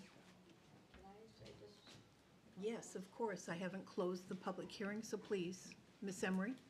First off, I want to say that Mr. Ingram did not make any deals or represent the whole neighborhood, and unfortunately, he's on vacation. The other thing, I've been in contact with him, and he told me that his letter was, Rob Moore told him that he would read out loud his letter to the board, or tonight to everyone to hear, and we would like that to happen if possible. Absolutely. Okay, thank you. You're welcome. Anyone else before I close it? I will close the public hearing at, Madam Chair, before you do that, Yes. I'd like to, for the record, I'm just going to put one of these agreements from Mr. Ingram into the record, so it's verified that we're not making this up. So Okay. I don't know that it weighs heavily on your decision one way or another, but, and there's no malicious intent here. We don't know who Mr. Ingram spoke to or not, but that's the understanding of both Peter and Tony, that he was speaking on behalf of all the people that were concerned about this. thank you, Attorney Cronin. I will now close the public portion of this meeting at 8 o'clock. So, I need to have the letters of opposition, and especially the one that Miss Emery mentioned. Yes, Can which we read? I have that right here for you. She would like it read into the minutes, if you would do that, please. Absolutely. And just so everybody's aware too, whenever somebody requests something like this to be specifically in the record, we had 2, I believe, that were attached as well. Yes. Anytime that it's asked for that, we will include it verbatim with the minutes. With the minutes. But I will read this in. It says, Dear Rob, we are writing to state our opposition to the February 5th, 2026 variance application from Skyview Acres LLC relative to 238 White Oaks Road, and we explain why we oppose it by commenting about each of the 5 criteria in the application. Kindly read this aloud at the appropriate ZBA meeting and enter it into the record. For number 1, the proposal will not be contrary to the public interest. The purpose of zoning is to manage land use, and a municipality accomplishes that by dividing its area into zoning districts. In Laconia, there are several kinds of zoning districts, and each one has a specific purpose. All of these zones are well-defined, and information about them is readily available. Every owner and potential buyer of real estate is responsible for determining if their intended use of a property aligns with the specific purpose of a particular zone. For example, if someone intends to construct any kind of dense housing, purchasing land in a low-density zone would clearly be a mismatch. In this particular variance application, the applicant is asking to be exempted from having to comply with the specific purpose of the zoning ordinance, an ordinance that was adopted many years before the applicant purchased 238 White Oaks Road. The applicant's proposal repudiates the specific purpose of the ordinance and would be contrary to the broader interests of the public. And because the proposed development will be more dense than compliant, it will disproportionately increase congestion, traffic, headlight glare, sky glow, and noise. It may also impact privacy. Allowing any kind of high density into a low-dense zone opens the gate for urban sprawl, and forcing a high concentration of people into a quiet rural neighborhood threatens the quality of life for longtime residents. When sprawl begins, it won't be stopped. When rural is gone, it's gone forever. So again, this proposal is not in the public's best interest. For criteria number 2, the proposal would not be contrary to the spirit of the ordinance. An RR2 is a specialized zoning classification, and in Laconia, that distinction is limited to 3 narrow corridors on Parade Road, Meredith Center Road, and White Oaks Road. Because the purpose of the RR2 ordinance is to recognize the historic, scenic, and agricultural value of these areas, we submit that the spirit of the ordinance is one of preservation. Therefore, the destruction of an iconic home and the ambition to put a housing development in its place is definitely contrary to the spirit of the ordinance. There is nothing even remotely compliant about building 12 houses on 10 acres situated in a low-density zone, not literally, not figuratively, and certainly not in spirit. For criteria number 3, granting the variance would do substantial justice. The applicant states that if this variance application is denied, the significant expense to build an interior road may cause the applicant to incur a loss. We submit that the appropriate time to consider the cost of a road was before the applicant purchased the property. Feasibility is an integral part of due diligence, so you would think that all the significant expenses, like the cost of a road, would have been factored into the applicant's decision to buy or not to buy. If you don't want to pay for a road, don't buy a property that needs one. Nobody forced the applicant to buy real estate in a low-density zone, and there's been no changes to the zoning ordinance post-purchase. So there's been no injustice here. Justice will be served when the ZBA follows the ordinance and upholds the minimum standards contained in the table of dimensional requirements. For criteria number 4, the proposal would not diminish surrounding property values. The applicant asserts that the development will add to the value of the surrounding properties because this latest plan has reduced density. While it is true that this plan is less dense than the duplex plan that would have added 24 dwellings, and that this plan is less dense than the campground plan that would have packed in numerous RVs, the application fails to mention that this 12-house plan is still 3 times denser than what the zoning ordinance allows. Presently, there is only one home sitting on 10-plus acres of mostly open land, and it happens to be one of the most attractive properties on White Oaks Road. We submit that replacing a landmark structure with density of any kind would be a huge step in the wrong direction. The end result will be far less attractive, and it will be totally out of character with the countryside atmosphere of the neighborhood. None of our homes, zero, are in a cluster community. All of us own our homes and the individual parcels of land that the homes sit on. Having any kind of dense housing development nearby will turn potential buyers away, and when a home is less desirable, it is less valuable. For criteria number 5, denial will result in unnecessary hardship to the owner. To obtain a zoning variance, the applicant must prove an unnecessary hardship resulting from unique physical limitations of the property, such as its unusual shape or steep slope, that prevent any reasonable use in strict conformity with the zoning regulation. The hardship must be specific to the land, and it cannot be a self-created hardship, and it cannot be a financial hardship. The applicant's response to this criteria fails to say anything about the unique physical limitations of the property at 238 White Oaks Road. Instead, the applicant asserts that if the property was rezoned today, it would not be classified RR1 or RR2. Whether that vague notion is accurate or not is irrelevant, because here are the facts. Number 1, 238 White Oaks Road was zoned RR1 and RR2 before the applicant bought it. Number 2, 238 White Oaks is still zoned RR1 and RR2 today. And number 3, nothing about 238 White Oaks is unusual or distinguishing from the surrounding properties. The assertion that this property should no longer be RR1 and RR2 is merely conjecture and does not provide evidence of hardship. In closing, we would like to remind you that the City of Laconia set the bar. The residents of White Oaks Road are not asking for the bar to be raised just because a developer wants to build a lot of houses in our neighborhood. By the same token, it wouldn't be fair to lower the bar for a developer either. When all of us purchased our homes, we placed our trust in the city. It was comforting to know that our home was located in a low-density zone. That gave us assurance that the rural character of our neighborhood was valued and that it would be preserved. Although we are adamantly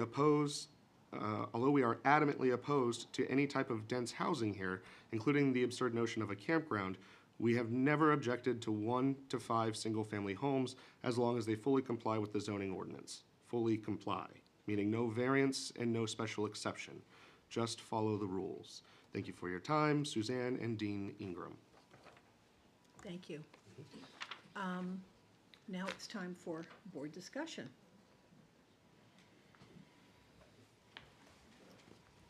I actually had a question on lot size. I don't know. But you can't ask. Okay. It's closed, Okay. so Never maybe mind. we can help you. Okay. Or they could help you, but you can't turn Okay. there anymore. Okay. So Tim, what's your question? Oh, it was on minimum and maximum lot size that they,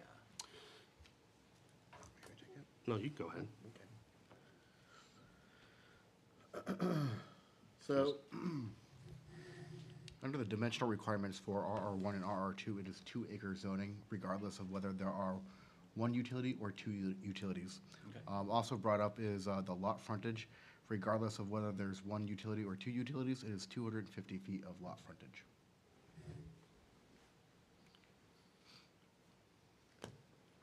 Eric? Well, I guess I'll start by saying, we're tasked with evaluating this based on these 5 criteria, not our feelings about the project, not the public's feelings about the project. We need to evaluate the variance based on these 5 criteria. I guess I'm satisfied that this meets 4 of the criteria, but I do not believe it meets the 5th criteria. Of hardship. And the reason for that is in the application, under hardship, it talks about, well, it implies that the sole reason for the zone is because of the lack of sewer and water on the property. Several times in people's comments, they've read the ordinance, and clearly that's not the only thing that zone was created for, and is not the spirit of the ordinance. And I think hypothesizing that if it were zoned today, that it wouldn't be zoned RR is just that, it's conjecture. It's been said several times dealing with this property that the existing home on that property is going to be demolished or moved, or so the property really is a blank slate. So I don't see how there's any hardship in adhering to the existing zoning ordinance when they can build whatever they want on it. Now, the fact that the road, building a road to create more houses on that property is expensive isn't really, I mean, that's a financial and a self-created hardship, so I don't really think that factors into this either. So I guess I'm struggling to see how this meets that criteria. Okay, thank you. Nicole, any thoughts?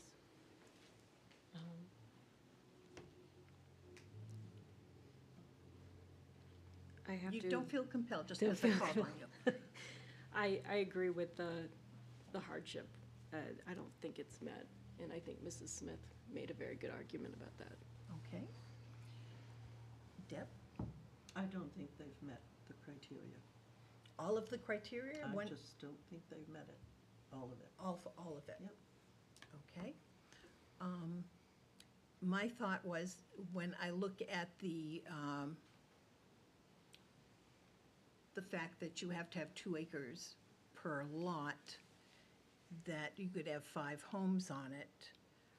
But if you put 12 on that, then the lot size per unit comes down to 0.88 acres per unit, which is quite a bit less than what it would be for for 5 homes. But with that said, if you look across the street at Hillcrest Drive, there are more than 5 homes in there, and their lot sizes are around 0.88 acres. So I look at Hillcrest Drive and say, my gosh, you know, that development, what they're proposing there could look very much like what's across the street.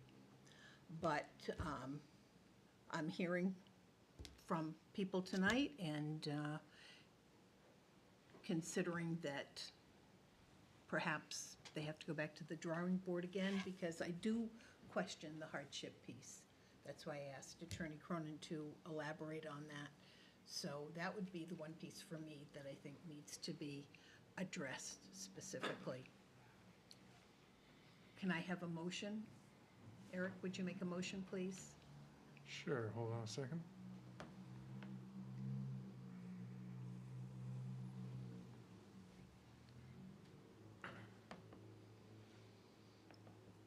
You want the application number? Yeah, there's no application number on This would on be the packet. application number ZB 2026-37, and it is asking for a variance from Article 5, Section 235, 17, and 25. I would make a motion to deny that application, based on the finding of fact of the 5th prong of the criteria is not met, and no hardship exists. Discussion? Second? I second. Thank you, Tim. All in favor? I'm sorry, Mr. Cronin. No, that's okay. Madam Chair, I just asked you so that we can move the next case to the next step, if you would take that up on rehearing. I know there's no comment from us or no comment from the public.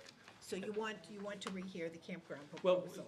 I think tonight is only the request for rehearing, Right. which is an administrative task of yours. We don't say anything, and I don't think the Correct. public comments. You just determine whether there's a basis to rehear it or not. You Do you would want just, to do it now, or you want to do it at the end? well, thought I we was were gonna put say it at the it's, end. it's up to you guys. You can do the same thing you did before and just say without objection, you want to move up item 9.1, which is the request for rehearing for ZB 2026-035. Nobody else objects to that. Move it on up. Is there an objection to moving up the rehearing on the campground? And that's a required step for us. I'll sit down and let you folks take it from here. Okay, Thank you, and thank you. with this, there is no public comment? There is no public comment? No public comment at all on this, because it is just a request for rehearing? Correct. And I am in denial of that request to rehear it. I have read his reasonings that were presented to rehear that case, and I feel that the zoning board acted perfectly legal. We met, I believe I'm the one who made the denial that they didn't meet category, now that you say this, category B, and there were 3 categories I cited that they did not meet. And of course, I put it at the bottom because that's where I thought it was going to be. Let's see, the request for the rehearing, categories B, F, and G. I thought that we addressed, even though it cited that we ignored the traffic study. I feel that I read the traffic study, but I feel that the residents live there, they know what's going on with the traffic, and that we can listen to firsthand accounts of a situation. We don't have to have, or believe the traffic study just because it was an official traffic study. We can believe the citizens that live on White Oaks Road. I also believed that, obviously, trailers, recreational vehicles are not residential. It is zoned residential. And that I didn't think it was an appropriate lot for that place because it's a wide open field, and even with all kinds of mitigations with berms and plantings, you could not hide the fact that that is an RV place, even though we granted a campground just up the street, which is a much secluded lot, and the density of, I think there's only 16 campgrounds with that one that the zoning board approved, is far different than what was being proposed for the 238 White Oaks property. And I felt that we met all of the reasons why it didn't meet. And I feel we should not rehear this case. I would just like to add to that, the other campsite, the owner was he had a variance to live on site. Yep. To caretake the campsite, so it is Different. completely different premise to what they brought forth. Anyone else have any comments about rehearing? I agree that there's no need to rehear it. I agree. Okay, all those in favor of not rehearing the campsite? Okay. Okay. Now, maybe we can get to the extensions? Yes, yes, ma'am. Let's get to the extensions. That brings us, if you don't mind, that brings us back up to. Yeah. Give them a moment just Oh, to- yes, thank you. Yeah. We'll let them get out. But in the meantime, it's going to come up to 6.1, just so the board knows, Okay. for 504 Scenic Road. 601. Nope, it's 504. 504 Scenic Road.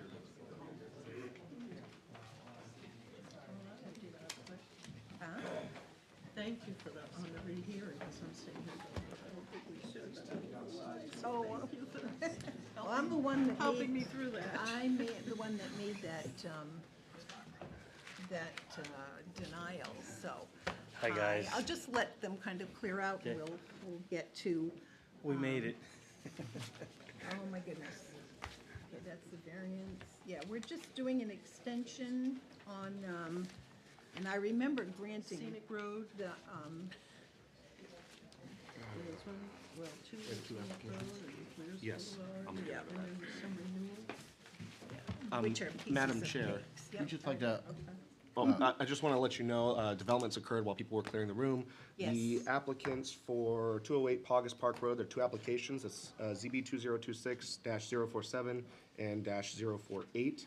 They are going to request to be continued because they don't believe that there's going to be time to hear their applications tonight. Very good, So thank you. I want to state that in the record. They will Yeah. be continued to the May, is it the 18th? I almost think it's the night, I think that one might have It's the been one 19th. moved. It's the Yeah, 19th. So that'll be Okay, May that's the 19th. 208 May Paugus 19th at Park. 6:30 p.m. Okay, here. So that's that one, Continue to what date, I'm sorry? May 19th. May 19th, 208 Paugus It'll be Park. in this room at 6:30 p.m. Right, May 19th. Sorry to interrupt you guys, I just had to make that No. No announcement. problem. Thank you. Okay, extensions, so. The first one we're looking at is for 504 Scenic Road because of the density. That was the first variance apparently we gave you. This is for the property, remind me, that's right down by the traffic circle, right? No, it's No, not that one. Through Weir's Beach. Oh, Through. Through Weir's Beach, past the RV park on the left. Okay. All right. So you're trying to tell us again you're here for the extension because, for what reasons? So we're continuing with the project. We just need additional time to finalize the plan, the development plan, meeting with contractors and finalizing the budget, and we just need additional time. We're running into the busy season at Wares Beach, and we figured we'd ask for an extension so we could start it after the summer rush. And this extension goes for 12 months, I believe, right? Yes, the first extension would be for 12 months. So their original approval was for April 15th, 2024. That would bring it to April 15th of 2027. Anybody have any questions or reasons why this extension shouldn't be granted? None? Okay. As far as I'm concerned, can we have a vote to give forth an extension for 12 months for application ZB 2026-49, 504 Scenic Road? I would make a motion that we approve it. Okay, second? All in favor? Okay, you get that one. Ready for the next one? Same property again, but this time we're looking for an extension again. This one was to allow for the use of multifamily. You had that one.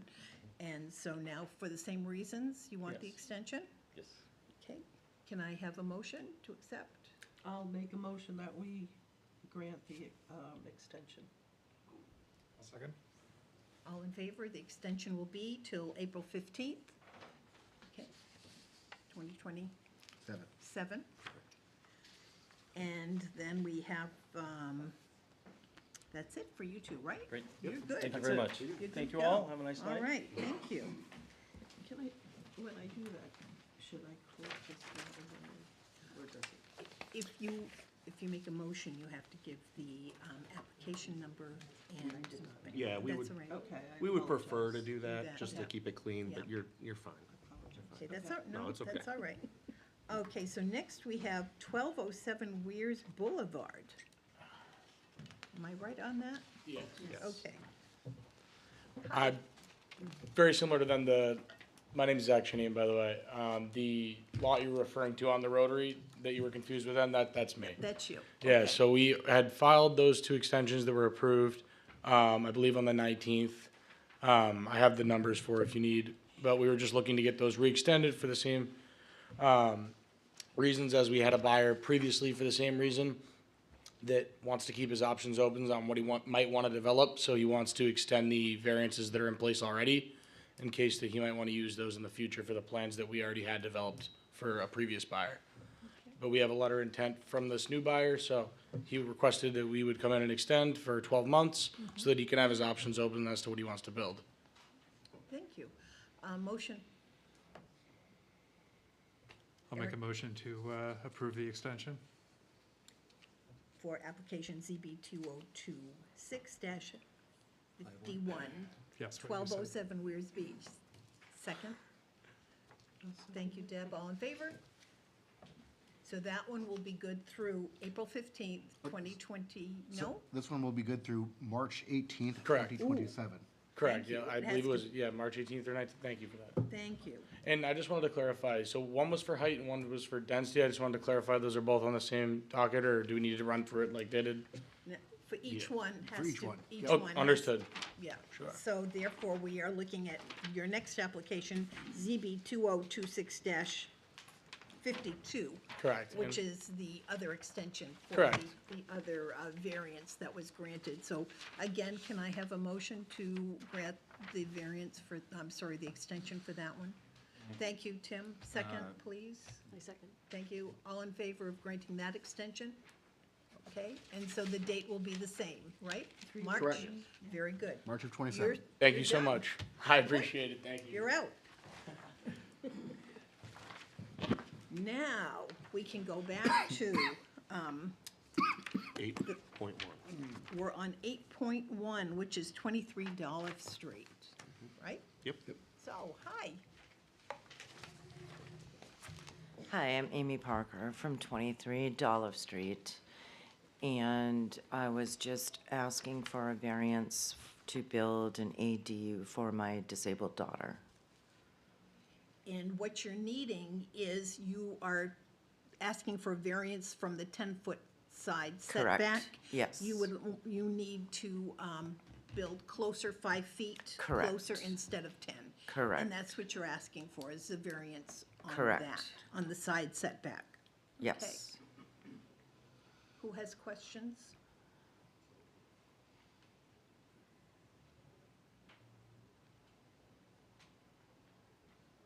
I don't have any. Okay. Tim? It looks like from the site plan that part of the driveway is already within that, correct? Yes. Okay. Yes. Yeah, no question. All right, if you'll have a seat, then I will ask if anyone else wants Okay. to speak to this. Thank you very much for a second. Does anybody want to speak regarding this request on 20 Dolph Street? Hearing none, I will close the public session and open it up for board discussion.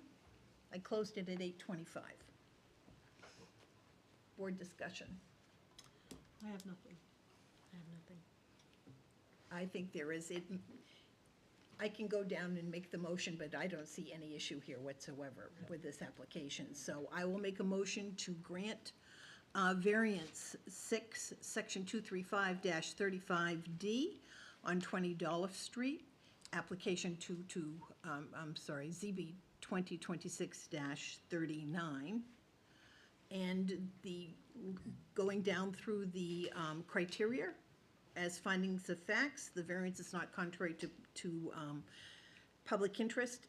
Asking for a 5-foot setback isn't going to change the character of the neighborhood or present any threat in terms of safety. And if number 1 is met, number 2 is automatically met. Number 3, the lot size is .32. It's a non-conforming lot, which therefore is going to restrict the ability to build an ADU so by allowing this variance, there would be, if we denied it, that would be a loss to the parent. There's no public gain greater than what would be lost to the individual. So therefore, I think criteria 3 is met. Number 4, there's no evidence regarding value one way or the other. Number 5, the hardship.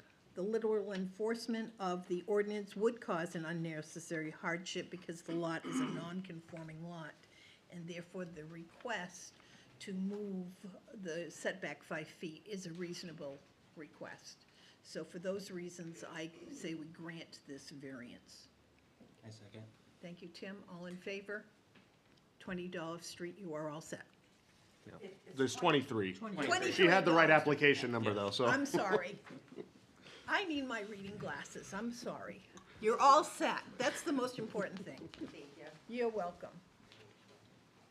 Okay, now I'm looking at, let's see if I can get these numbers right. 24 Allen Road. Allen Ave. See? Got the number right. I got the number right, but you gotta do something about those reading glasses.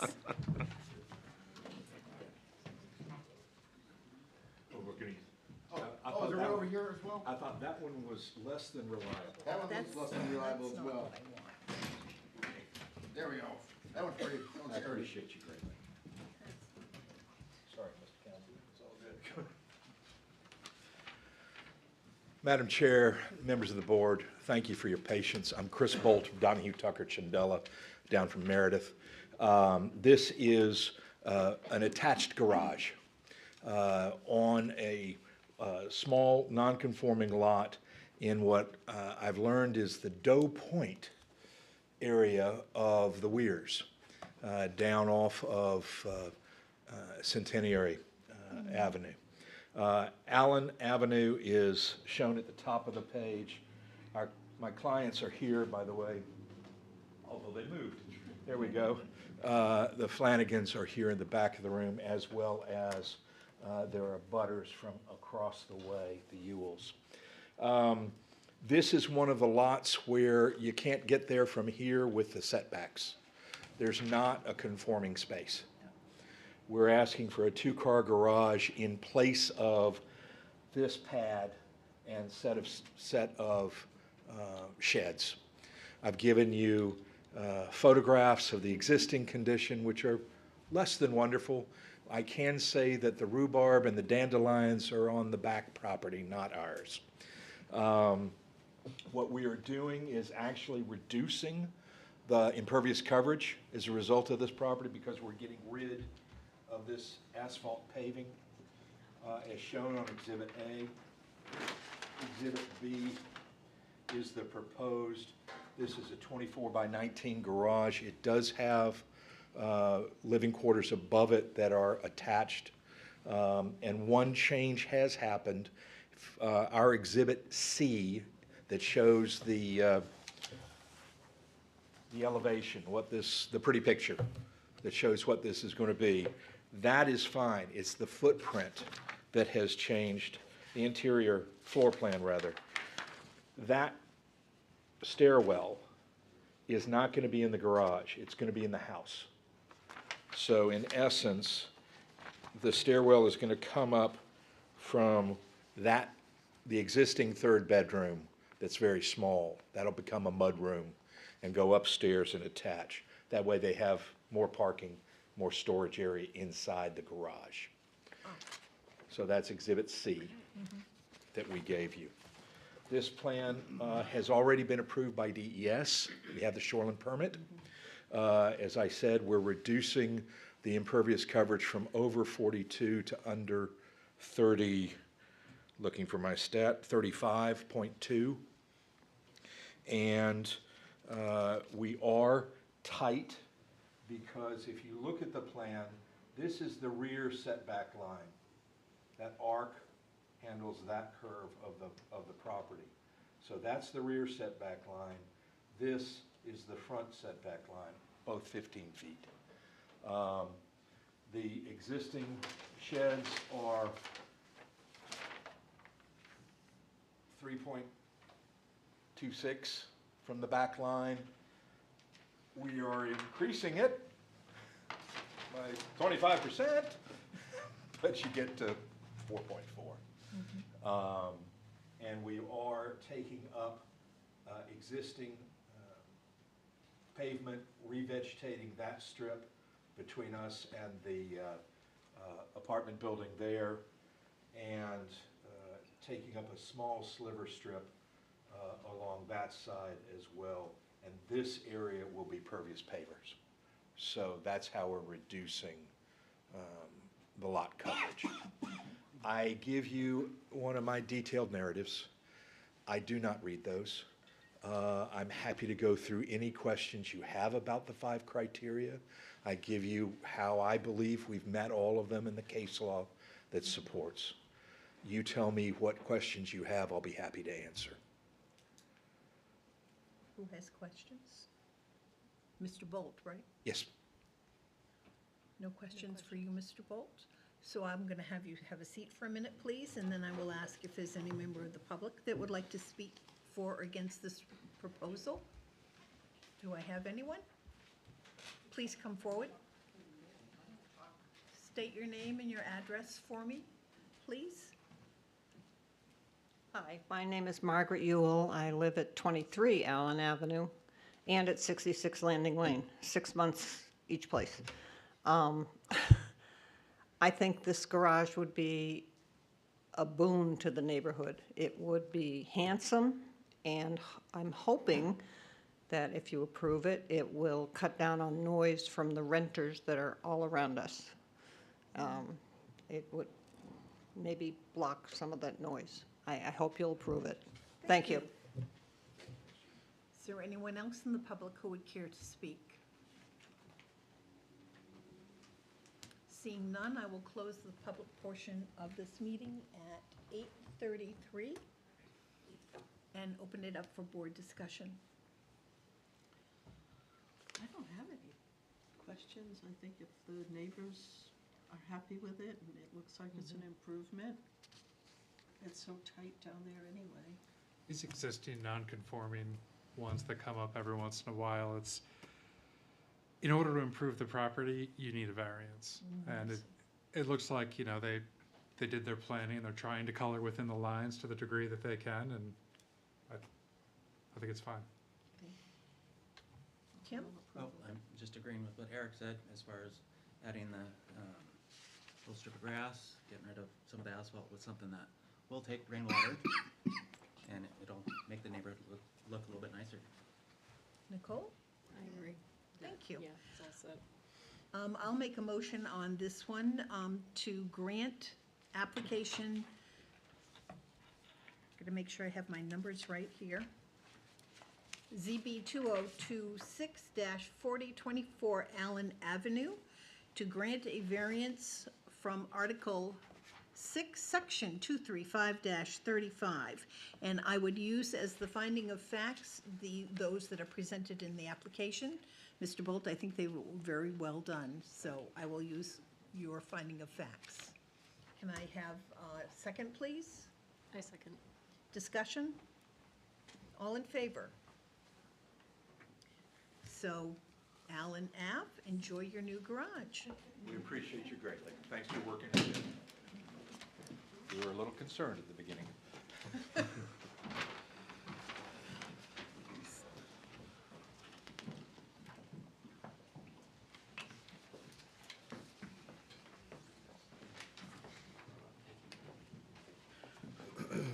I believe we now have 32 Chapin Terrace.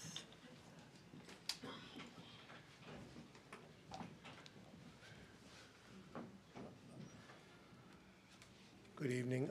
My name is Attorney Phil Brouillard. I'm here representing Kevin Shaw with Eric Buck from All Terrain Designs. We have another one of these pre-existing non-conforming small lots that we're trying to improve. This one is extremely small, 3,770 square feet. We have a variance for being within 50 feet of the lake. We have a green space variance for, we're short 6.02% of green space.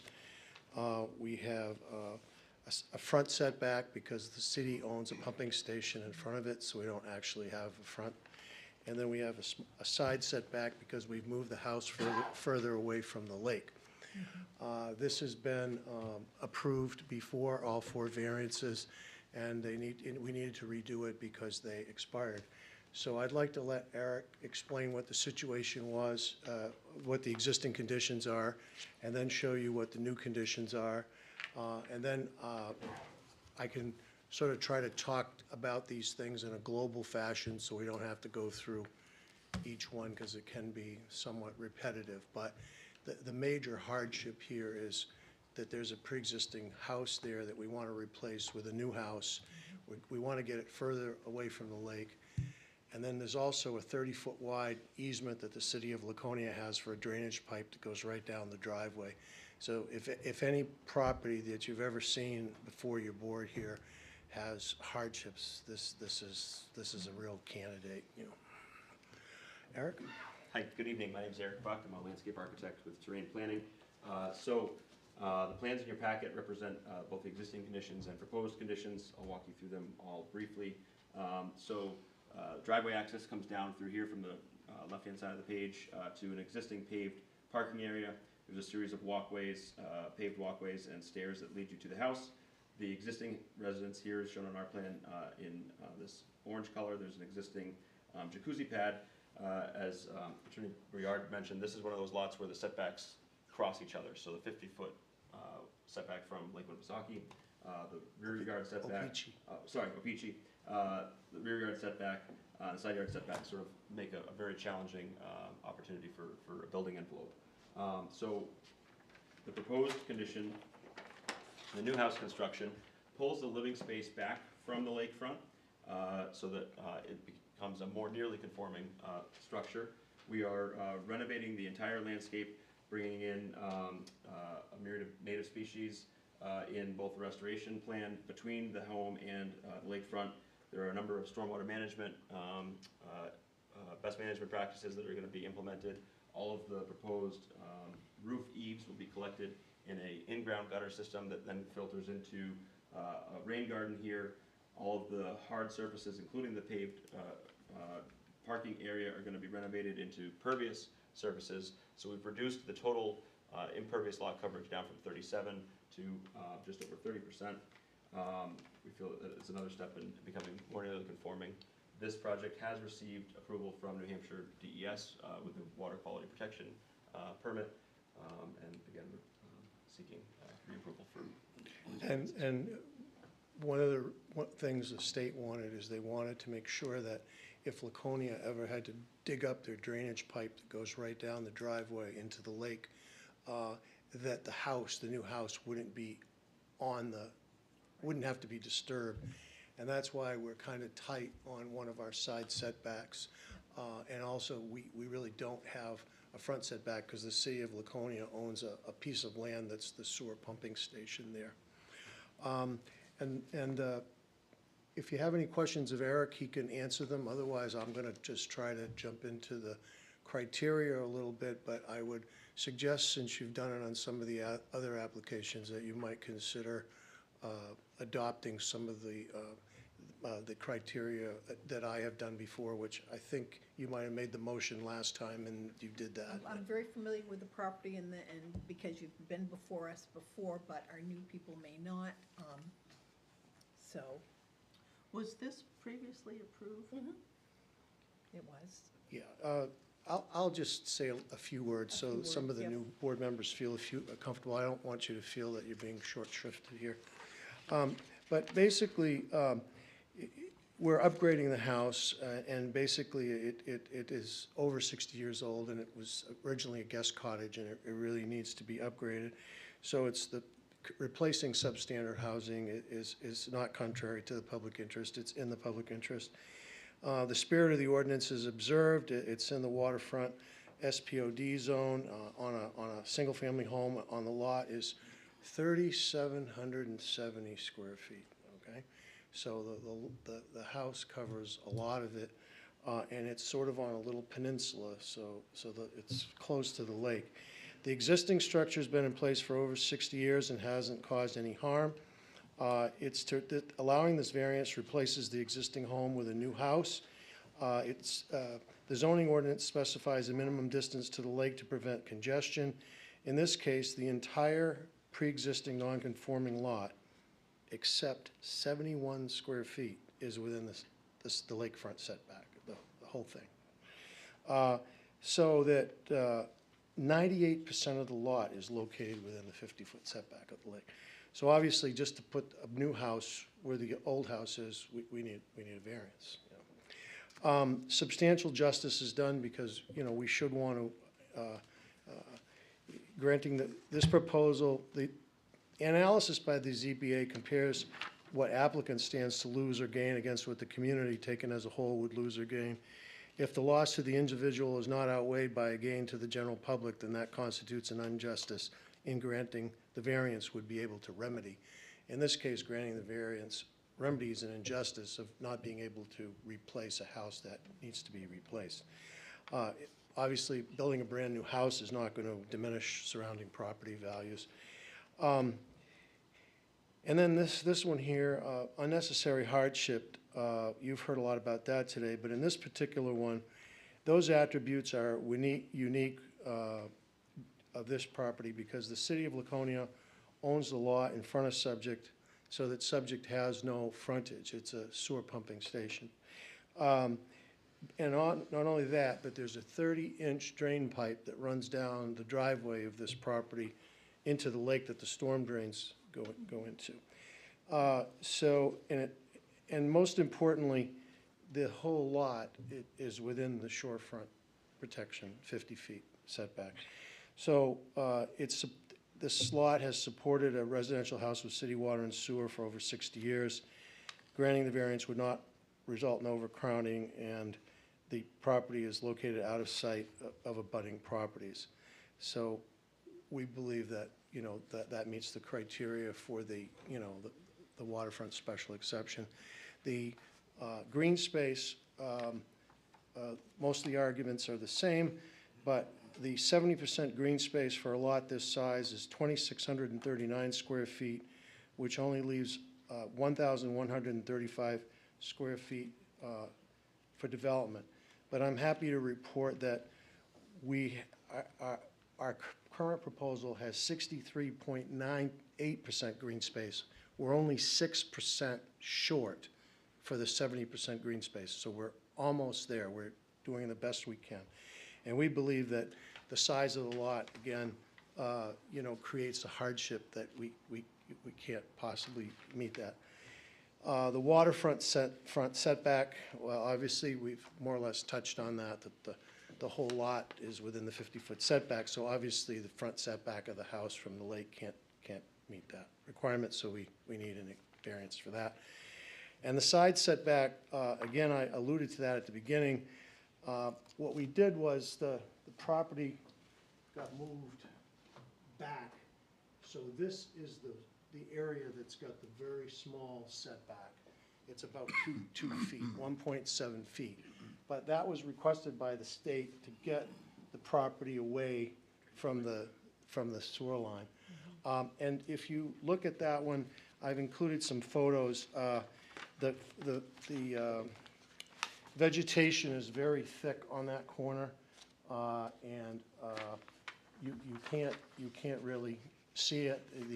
The grade drops off, and the abutter's garage is right there, and it really is in a situation where it's really not going to be, you know, hurting anybody in that particular location. I'm happy to answer any questions. If you feel that I've inadequately addressed something, I'm happy to elaborate on anything, but I tried to give you the high points on each variance. Question, Eric? Yeah, I have a question. So the existing structure already doesn't conform to all 4 of these? All 4. Okay, that's all. It's a great lot. It's a beautiful spot. Well, it's beautiful, but I'm thinking the city owns the frontage, you get the city with the sewer going down the side. Wow. Yeah, tough. He's liked it. Does anybody have any questions of Attorney Brouillard? I don't. No? If you would have a seat for a minute, Sure. we'll hear from the other members of the public. So do we have anyone here who would like to wish to speak? I do.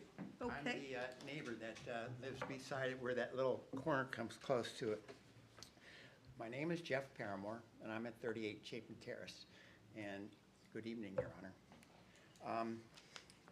If you're to look at this from a 50-foot or 100-foot view, the Shoreline Protection Act would look at this as if it was a blank lot, nothing on it, and it would reject it. Simple as that. Nothing should be built on it because of the variances on it that are required. They're all broken. I look forward to seeing the house when it's done, if it is approved and gets finished. But I've seen a couple things happen over my past 25 years living right beside this house.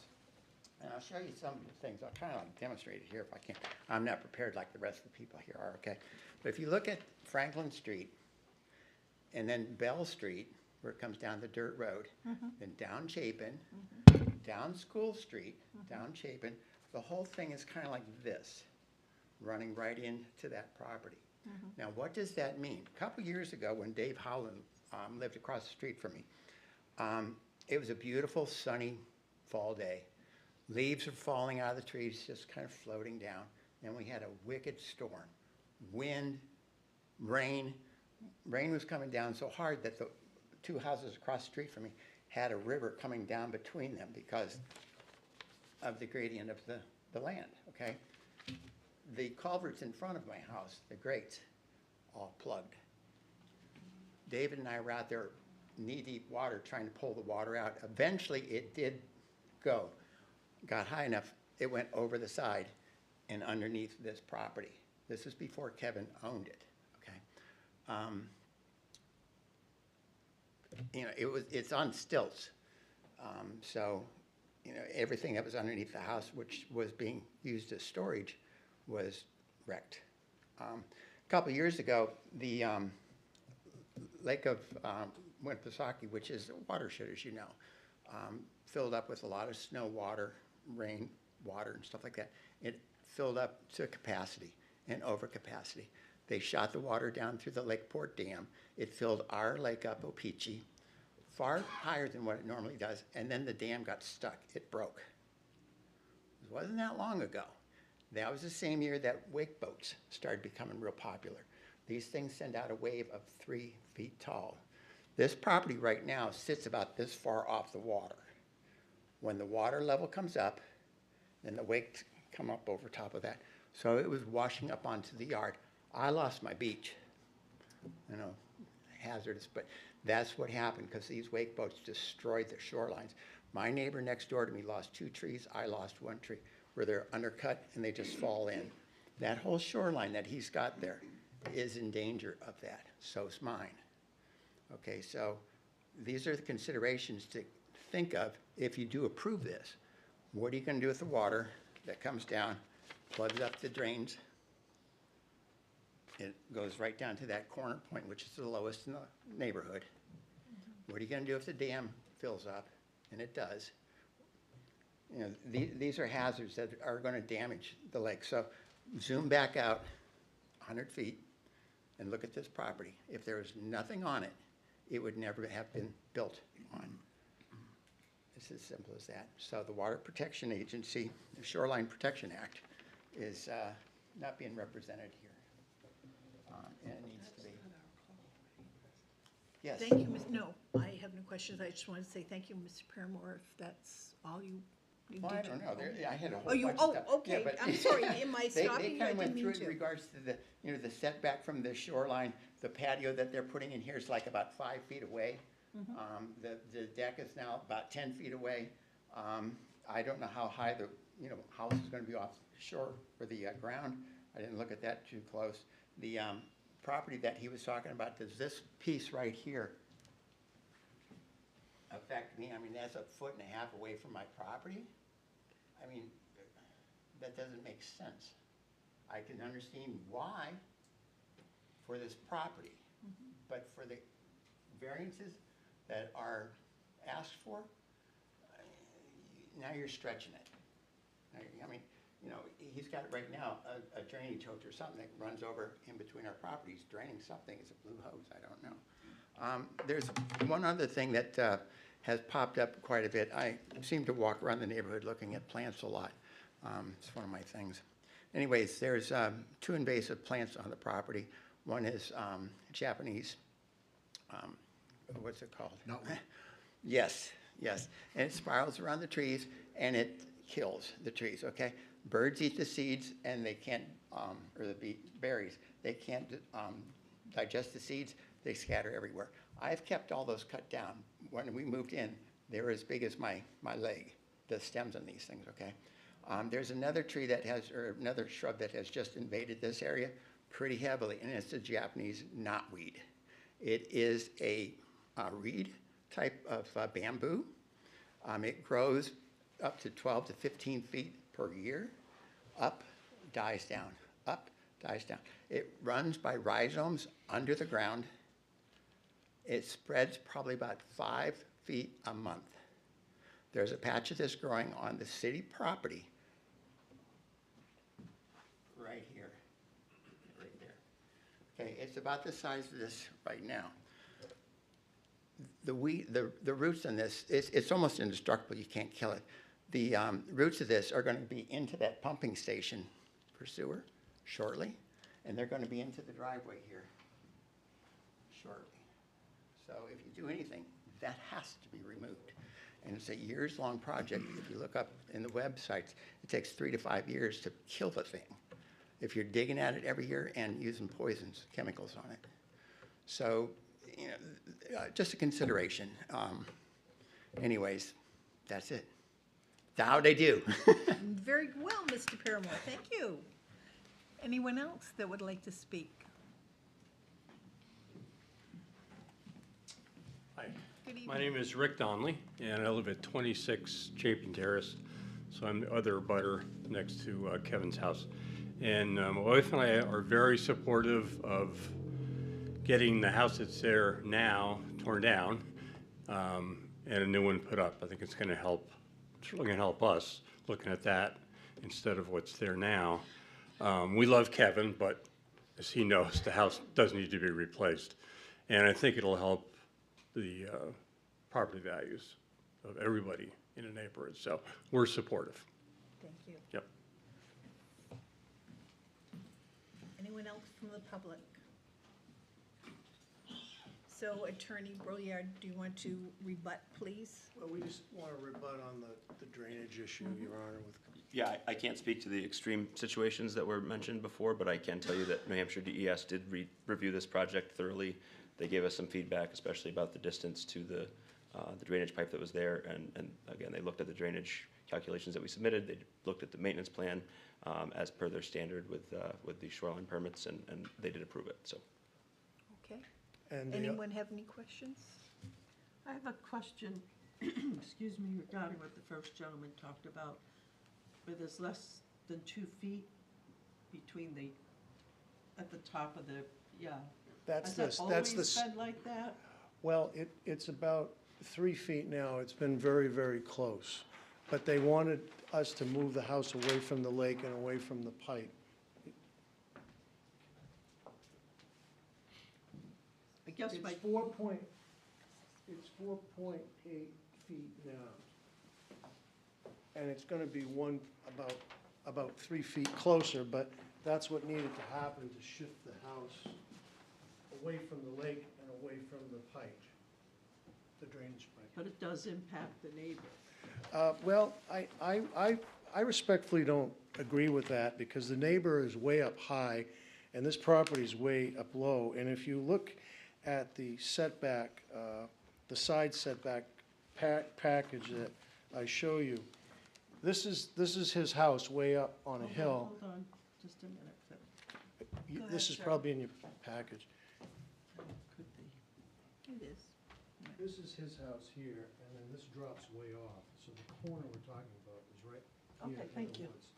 And this is the sewer pumping station, and this is the house in the woods, and his garage is up here. And he really, this is his garage. Now, this is where the corner of the house is, and it's got all And this. this is his up here? Yeah, his is up here. You can't Okay. even see it. He won't even see the house. I don't even think he can see it. Thank you. Yeah. That's the fourth request. The side setback. Oh, sorry. Yeah, and it's all right. No, it's good to find out what you want to know, but we'll take each one of these individually. Does anyone else have any questions for Mr. Buck or Attorney Brouillard? I just wanted to say that, we do have the permit. We've had the permit for 2 years. 2 years now, so. Okay. And it meets the shoreline. We got the permit, so. And we did, like I say, we did get the variances before. Not that that matters to you folks, because you're the Yeah. board now, but anyway. Thank you. So I will close the public session at 8:57 and open it up to board discussion.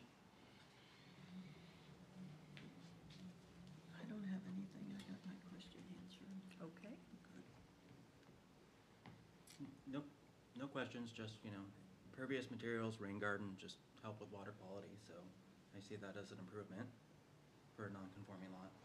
Okay. All right, nothing? I agree, it's an improvement to a pre-existing non-conforming situation. Nicole, anything? I know we might not be responsible for like environmental things. No, okay. No, just So for no- what they're asking for. Just for what they're asking for. Just for what they're asking for. So if that is the case, I would like to make a motion to grant variance for application ZB 2026-4132 Chapin Terrace, which is asking for a variance from Article 4, Chapter 235, Sections 191, 2, and B10, and to use as the finding of facts those that are presented in the application. Can I have a second, please? Seconded. All in favor? So we'll grant that one. Let's go on down to the next one, application. What? Marsh. Wait a minute. You have to You said- open each one to the Oh, public. I have to open each one to the public. Correct. You're You- right. You don't I'm have to have sorry. them present again, but you technically have to open each one. I have to open it to the public again. So before we go on to the application 42 with 32 Chapin Terrace, I have to open it to the public again to have any comments. If there are none, then I will close it for discussion. None.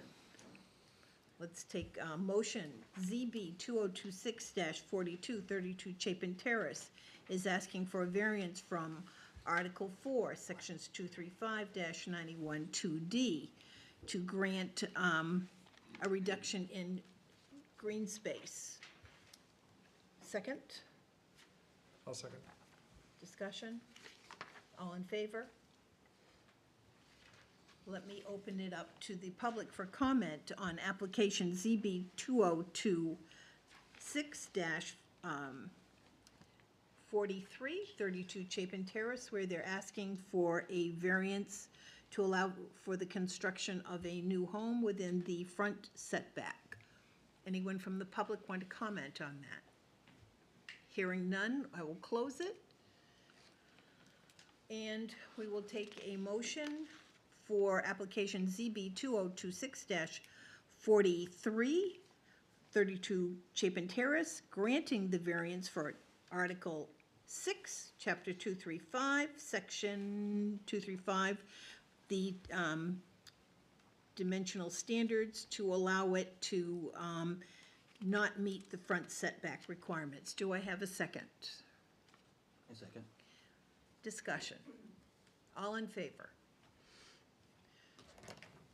And we have one more, so I have to open it back up to the public again for application ZB 2026-44, 32 Chapin Terrace, where they are asking for a reduction in side setback to 1 foot. Any members of the public that would like to comment about that side setback?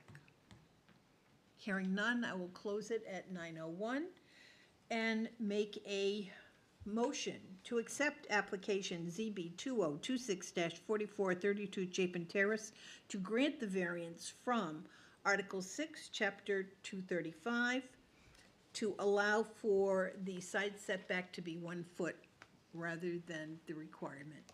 Can I have a second? I'll second. Discussion. All in favor? So I believe all 4 variances have now been approved for you. You're welcome. Moving on. We come down to 34 Morrill Street. I think we skipped No? one. 48 Colonial. Colonial Road. Okay, Marcia, where, oh, there it is at the bottom, sorry. Get those reading glasses. 48 Colonial Road, please.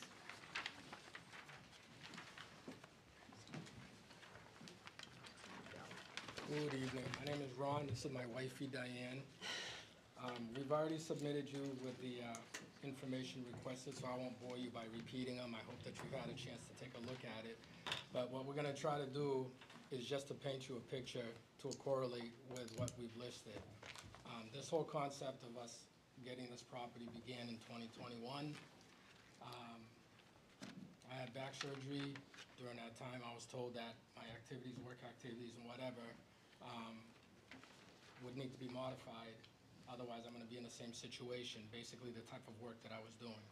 So while I was recovering, looking at information about the Lakes region and Laconia in particular as far as properties for sale, came across 48 Colonial Road. At the time, there was just 2 lots, side-by-side lots. We purchased those lots with the intention of having 1 lot developed as a short-term rental. The other lot, we will be living next door. The lot was 4.44 acres that we had developed. The lot next door is 0.23 acres where we're going to be living. Fast forward, we started the construction process and we came across a lot of stumbling blocks and stuff because of a situation arising between the property, the owner of the road which is a private road in the city of Laconia. So there was a lot of delays that were going on. So basically, I'm telling you that only because I believe that if the delays weren't there, the house was already constructed. We wouldn't be standing here asking for a variance for the short-term rental. We would have already been grandfathered. At least I'd like to think that would be the case. But seeing that we weren't, we're here to request a variance so that way we can utilize it for a short-term rental. And it's not such like other companies that you hear about that just buy a property so that way they can make income and just sell it and have frat parties every weekend because they're Airbnbs. That's not what we're all about. This was something that was methodical in thought with regards to where I was personally. The disclosures that were made to me from my physician indicating that the line of work that I'm doing. So I knew that I would have to have an exit plan. Now, having been self-employed, I don't have a 401k, I don't have a retirement account or anything. I just relied on me being me to continue and all that. But that has come to an abrupt end because as of April 15th this year, I had to forfeit my distributorship that I was working at because I couldn't do the job anymore as effective as I once was, so down in income. So this is why we need the rental property to supplement us as far as moving forward. And so I'm just asking that you take some strong consideration with this. And I know this is off the beaten path as far as, you know, explaining everything, but I wanted to paint a picture so that way you can see, you know, to correlate that with what we've already submitted in written form, in hopes that you will see that we're not just a company that's looking to just have an Airbnb for the heck of it or whatever or anything like that. We're just looking for a respectable short-term rental, so that way it'll supplement our income, and the fact that we are living next door, management on site, I think it makes a difference versus individuals that aren't there. Mr., it's pronounced, your last name is pronounced Content? Yes. Why does it have to be a short-term rental? Why can't you rent it long-term? Because of the income that would be required, as far as for the short term, is typically, you know, a little bit better. Besides that, the house was built for a short-term rental, meaning the bedrooms aren't that large of size, the closets aren't big because it wasn't meant to be for somebody who's going to be like living there on a permanent basis or whatever. It's just for vacationers to come up and, you know, vacation in the Lakes region. And the reason why it was picked in the Lakes region was because, 35, 40 years ago, I used to work for Pepsi Cola and I used to deliver up here. I was stationed here. And I saw how this place was really booming back then. I mean, since then, it's gone through its roller coaster rides and stuff. But it's always been a vacation area. Now, the neighborhood that we live in, although it's a residential neighborhood, they're all vacations. There's not too many people who actually own their houses. They're all rentals. And yes, perhaps most of them are long-term rentals. Some of them, they have the nursing VNA or whatever it's called, the nursing house that where they rotate and stuff. It is longer term, but from a financial perspective and what our original plan was, to have a short-term rental, meaning like families who want a vacation for like a week at a time, that would just yield us more money as far as supplementing for future sake. Thank you. Anybody have any questions? We do have a part two. Yeah, Okay. I'd like to add some information. Certainly. So as Ron had indicated that because of all the delays, as you guys know, that the ordinance had just changed last month as in terms of the RS zone not needing a variance at that time. So we actually came in with our application for special exception like the next day after the meeting was taking place and told that, oh no, now you need a variance. I'm sure you're all aware of all the delays that occurred through no fault of our own. And as far as your question, in terms of a long-term rental, I looked at the average rental rates in Laconia, and they're not that high. It would barely cover the mortgage. So it really wouldn't benefit us, and that's not what we planned to begin with. And then I don't know if I need to, for the sake of and the public if I need to go over the application in terms of like the, you know, the spirit of the ordinance, Well, the you don't five. have to. I don't have to. If you want to, you may, but you don't have to. Okay, so I do have some other points, because we were kind of late on the scene in terms of previous discussions regarding short-term rentals in Laconia, and we totally understand some of the reasons why, but I did a lot of research on my own, and so some of the reasons why Laconia decided to pass that ordinance, a couple of the main ones were some complaints by neighbors. But from what I gathered from public information is that those were driven by really small number of complaints, but the majority of short-term rentals went very well. And these were public comments that were gathered from like through town records or the local newspaper. The other situation is there was concern for absentee or out-of-state investors. We are obviously not. We live next door. In terms of nuisance prevention, it's listed in our application in terms of like what our guidelines would be, what our rules would be. In terms of the housing market, back in 2023, when these concerns were brought up, and that maybe have been brought up prior to that, that the inventory of houses for people to, you know, rent or buy long-term has increased considerably over the last 3 years by at least 42.8%. Rental availability increased by nearly 60%. So that part of the reasoning for, and plus this house wasn't taken out of inventory, it was built specifically for that purpose. We also feel that, you know, where it's located very near Weirs Beach and all the tourist attractions down in Weirs Beach, we're literally about a mile to a mile and a half, that it will help the tourism, the local economy. As far as fairness and timing, ordinance changed like literally a month ago. And I think that creates a hardship because we had this intention long before that that ordinance was created.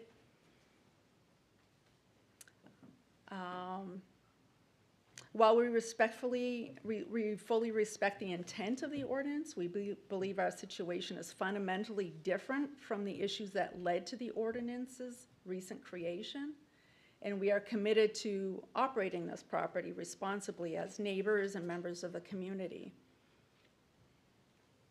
Thank you for your time this evening. We respectfully ask you to consider our unique circumstance and approve this variance. Thank you very much. Thank you. I'm going to let, if anybody in the public has any comments, this is their time to come forward, either pro or con.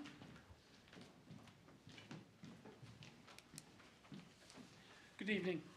Madam Chairman, my name is Frank Caraba. I have a home at 13 Regis Road in Laconia, and I've had it there for over 25 years. I want to let you know that the home that they're talking about, I don't know the contents at all, but they do come under a homeowners association's guidelines that we have. The membership, about 3 years ago, I think it was, it's on our records, voted against Airbnbs being allowed in our homeowners association. So that's one thing. Two, we have a beach, and part of that homeowners association governs the rules of the beach that we have. One of the rules of the beach requires the owner to be down there with his rentals or his guests if they're going to use the beach. So that's a big thing. People do long-term rentals in our association. You're allowed to do long-term rentals if you have a 159-day lease. So we do allow long-term rentals. The short-term rentals we're not a fan of. There were problems with Airbnbs in our area, and we voted against, and we voted to eliminate them. Again, Mr. Content, I know it's not his fault, but we are about 60% full-time people up there. 40% part-timers. I'm not sure what the rental content is. I can think of about 5 full-time rentals in that whole association of about 100 houses. So, you know, we do have renters, but they are long-term rentals. And just so you know, I am the vice president of the homeowners association and the beach association. So I believe I do know what I'm talking about when it comes to those rules. I would ask you to uphold the ordinance and not allow this, because I think it will come in conflict with what we voted on as an association on the Airbnbs. And I would strongly recommend that you would not allow the ordinance. Thank you, Mr. Carrabba. Is there anyone else who would like to speak for or against this request? Hearing none, I will close the public portion Oh, I'm at sorry. nine- oh, Can I just rebuttal that? certainly, go ahead. Okay, first of all, one of the things before purchasing the property is that we had an attorney, our real estate attorney, get us all the facts with regards to one question that I had posed. One question to him. I said, Bruce, I do not want to live someplace where there's an association. It's not an association. The beach is an association, Plantation Beach, because you have deeded beach rights with all the properties. First of all, we're not going to be an Airbnb, so it's not going to be a frat party, as I indicated. It's not a frat party every weekend, because that's what, you know, it seems to be like, and the concerns of a lot of people who have these Airbnbs in their residence. And we fully understand that, yeah, every weekend it's just the same recycled, you know, story on a loop, you know, but it's just a different crowd. That's not what we're all about. It's family short-term rentals, no access to the beach. They will not have access to the beach.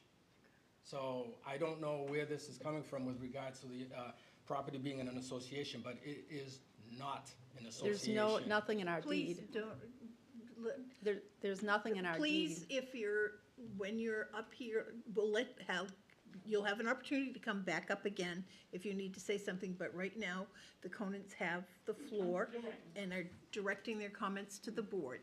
So please continue. Yes, And then if there's somebody else who wants to speak, I will let them. Okay, all right, so, again, buying the property, it is not, the residential homes are not, they don't fall under A homeowners a homeowners association, association. It's the beach that has a beach association. which comes with different rules. Yeah, there's different rules, and, you know, we don't even, you know, we haven't been there long enough to even associate with that. We pay the annual fees, the beach right fees, but there's nothing with regards to our homeowners, because you'd have to figure if there was a homeowner's fees, I don't think we'd be in the same situation why we don't have the road and the infrastructure for the roadways as we do.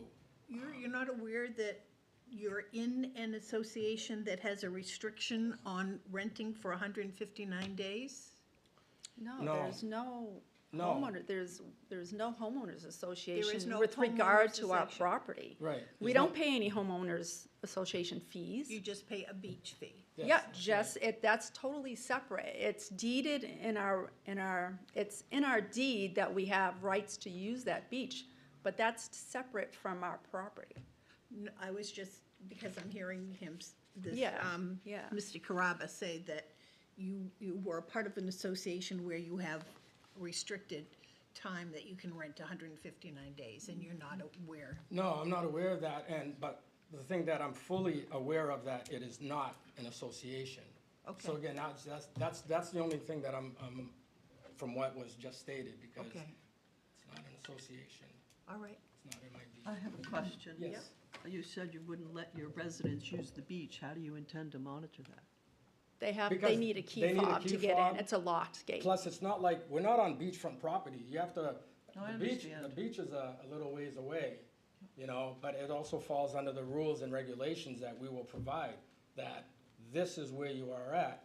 Plenty of parking, so there's nothing as far as parking on a dirt road or anything like that. Again, this is one of those things that it will be advertised that if you want to rent, be advised that the management lives next door. And if that deters people from renting, so be it.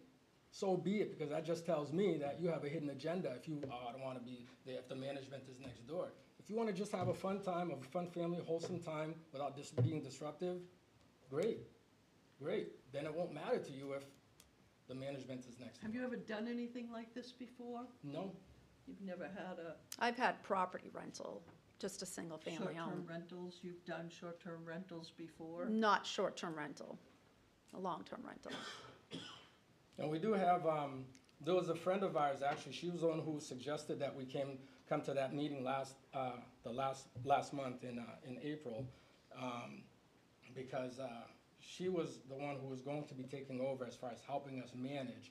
But then, because of all of this stuff happening, she needed to take a step back because she just wants to make sure that everything is fine with, the regulations and Right. how we, present everything and all of that. But we will be getting some guidance, Yeah, and she's been doing short-term rentals. She's over in I think it's Moulton Borough, Center Harbor, right on that. But she's been doing this for 23 years, and she's been our primary resource My person. concern is obviously for the neighborhood, the residents who have been there, you seem to dismiss, oh, there were only a few complaints.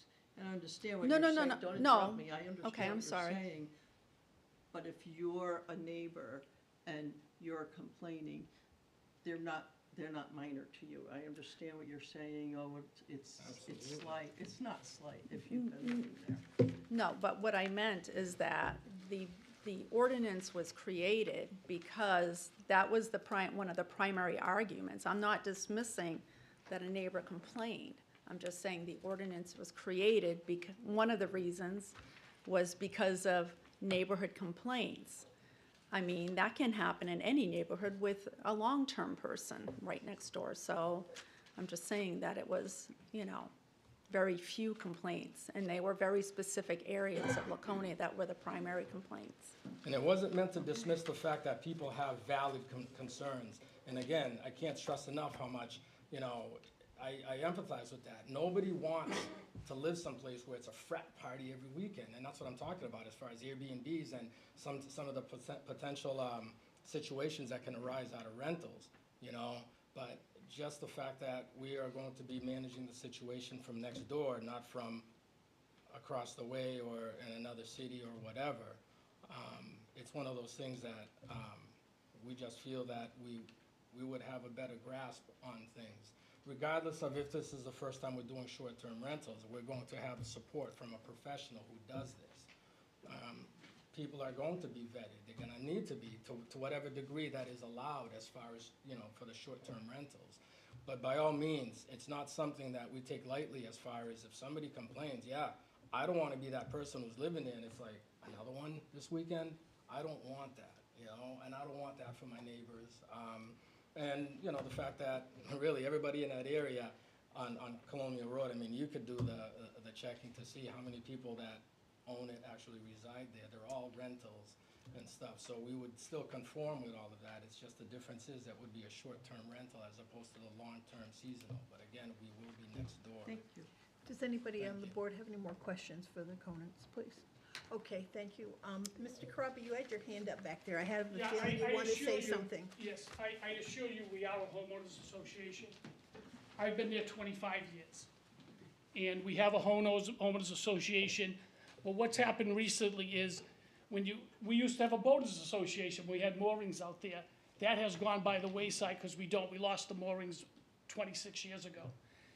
In our homeowners association, it calls rules for how you're supposed to have your house set up and what you can and can't do. It also says there are beach rules.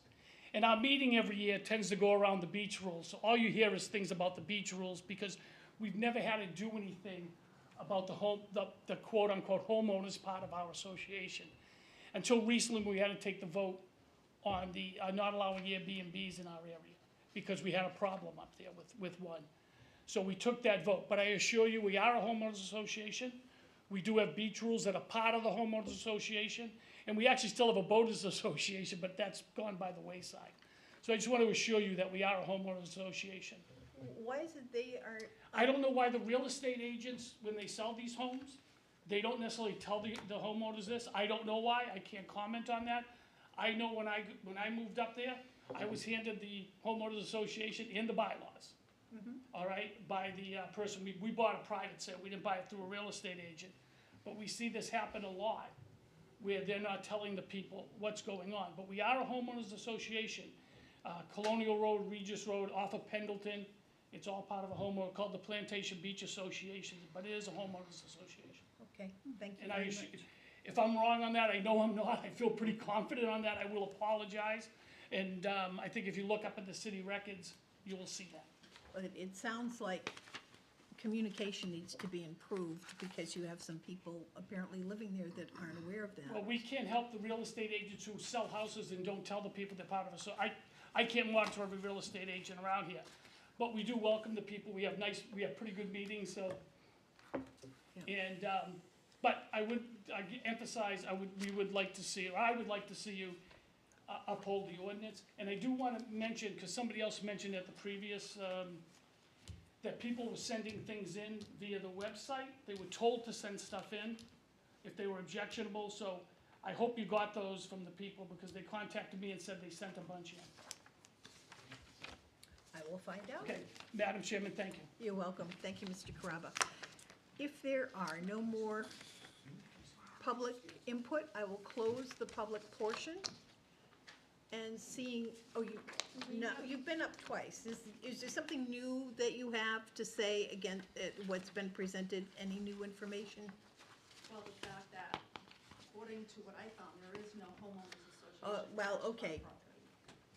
I think you're gonna have to have that discussion with Mr. Carrabba. I will close the public portion of the meeting at 9:25. This will be our last application for the evening that we're gonna deal with because we agreed that we will be out of here at 9:30. So therefore, we will go into board discussion on this particular application. Can I hear some comments, please?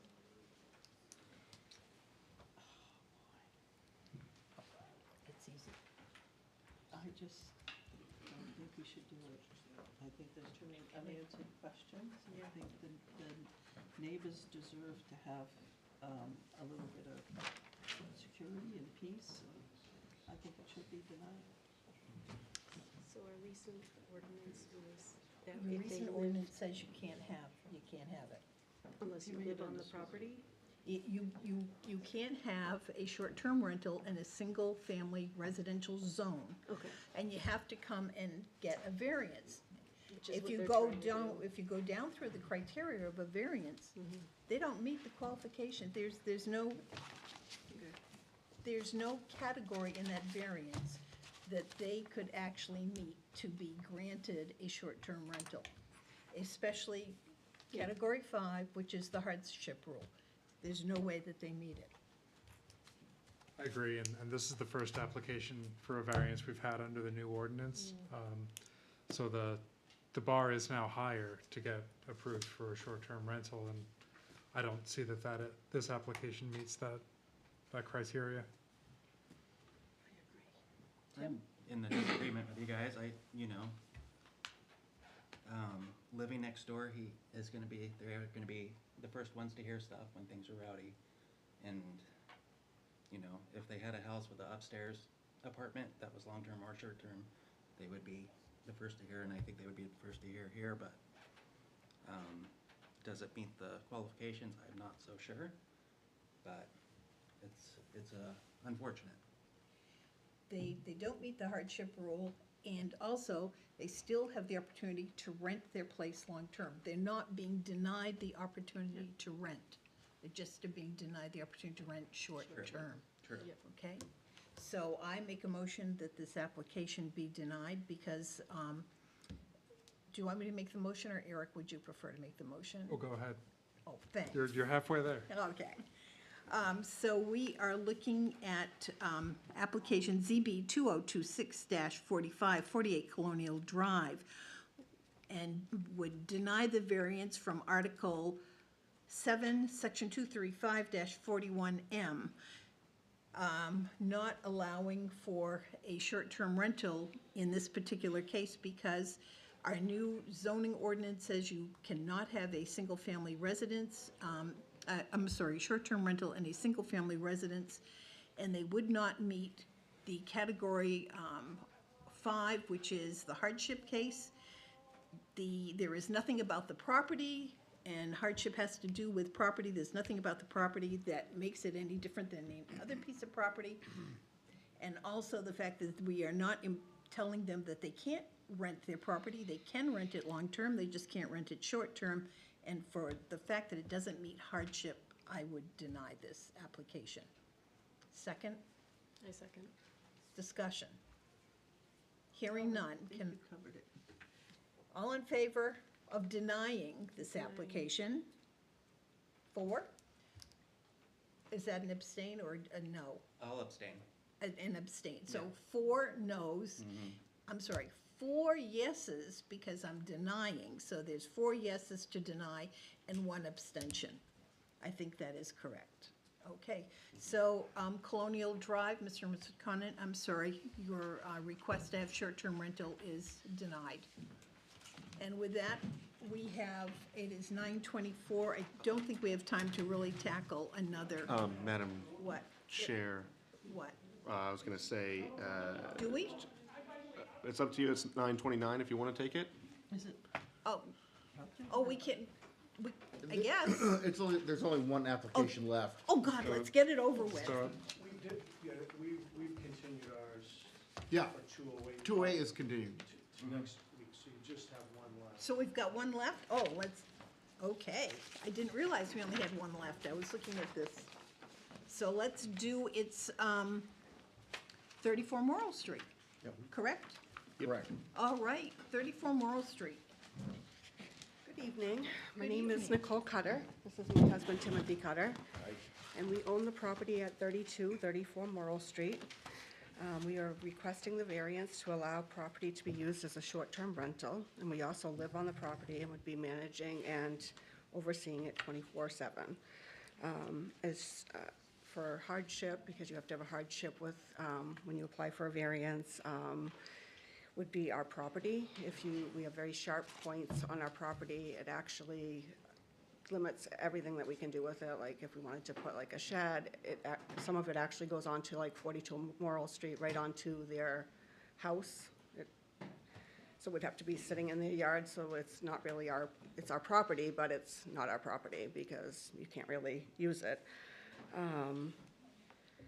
So while there is a hardship, we feel like this is uniquely suited for a short-term rental due to the privacy and off-street parking, and it sits back from the road. The request is made with careful consideration of our neighborhood. This property is our home, we live there, and as an owner occupant, we would ensure that there would be no disturbances in the neighborhood. We will have clear house rules, no parties or large gatherings. And our intent is to operate the rental in a quiet and safe, well-managed way, so it blends seamlessly into the neighborhood. I've also owned and operated rental properties in Laconia for 30 years, so I have experience with renting. I have not done short-term rentals, but I have been a landlord for many years. And we are just respectfully requesting that you approve our variance. For the board members, they are in the RG zone, not the RS zone, so, right? Correct. They're in RG. So therefore, things are different than our last applicant. So yes, so things are different. They're asking for a variance because it is not a single-family home. Oh, because it's a 2-family. So it's allowed owner occupied in a single-family residence by special exception. They're in a 2-family and they're looking to allow, and it is, so they need a variance to allow it in something other than a single family. Than a single family, because it's a 2-family. Yep. Right. Okay, that's the why they have to have the variance. All right. I know the property. You live at the very beginning If of it's Morrill any Street. property that is oddly shaped, it is Yeah. mine. It is very, I have no idea how that happened. I grew up on Morrill Street, Oh, so I'm very familiar with your property.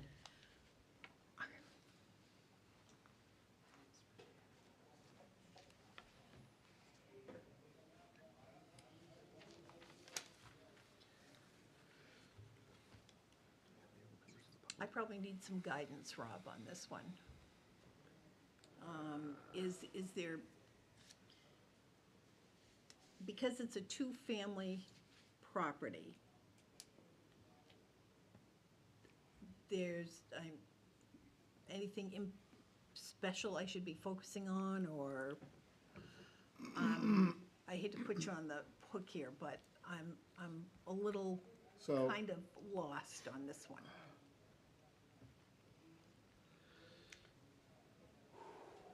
So, let me just, I'll read the enacted 23541 short-term lodging. Short-term lodging, for the purpose of this chapter, this use does not include the rental or occupancy of a residential accessory structure, residential accessory dwelling unit, a tent, or trailer or mobile unit. In the case of a single-family parcel containing more than one unit, each dwelling unit constitutes a separate short-term lodging rental use. All other zoning regulations apply. So essentially what that's saying is that if it was condoed, Yeah.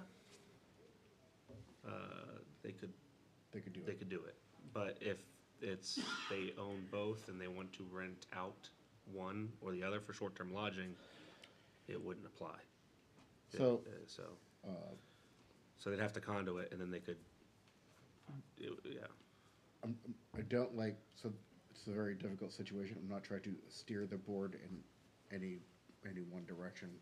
It was written specifically for single-family units. Correct. Not for multiple dwelling units on a lot. The whole purpose was to Preserve housing stock. and to not let it become like a hotel motel. Because if you could have it in a multifamily structure, then what's the difference between that and a hotel? That was the purpose behind the ordinance. Okay. All right, thank you. Can you have a seat for a minute? We'll see if anybody wants to make a comment for or against this. Please, come forward, state your name. Mark and Karen Lesko. We live on Shepherd Street, but our side and backyards abut, so that's why we're in a butter. Our porches, our back porches are 20-plus feet apart. They're great neighbors who they have renting as great neighbor, very quiet, but we feel that if it's rented out, that back porch is gonna be used for whatever. For partying. Yeah, and so that's one of our concerns. We feel like the value of our property would drop because now it's an Airbnb next to us. And it would also set a precedent for the neighborhood. Maybe other people would do that, and then it would actually change the neighborhood. So we're against it. Okay? Thank you. Thanks. Thank you.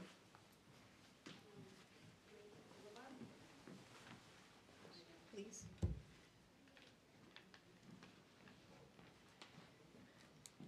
We care very much about our neighborhood, and I would not be we would have no tolerance. We actually raise our granddaughter, and we live right on the property. It's owner occupied. I would be overseeing it, and we would not allow it.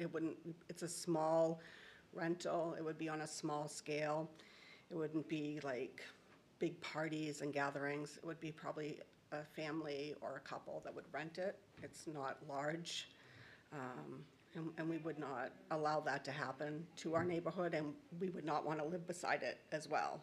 We wouldn't have it, so. All right. Thank you. Is there anyone else who would like to speak for or against this? Seeing none, I will close the public portion of this meeting at 9:37 and open it up to board discussion. They're not yelling, they're shaking their heads. They're just laughing. Yep. Okay. I've been watching. I wrestle with it because I understand where they're coming from.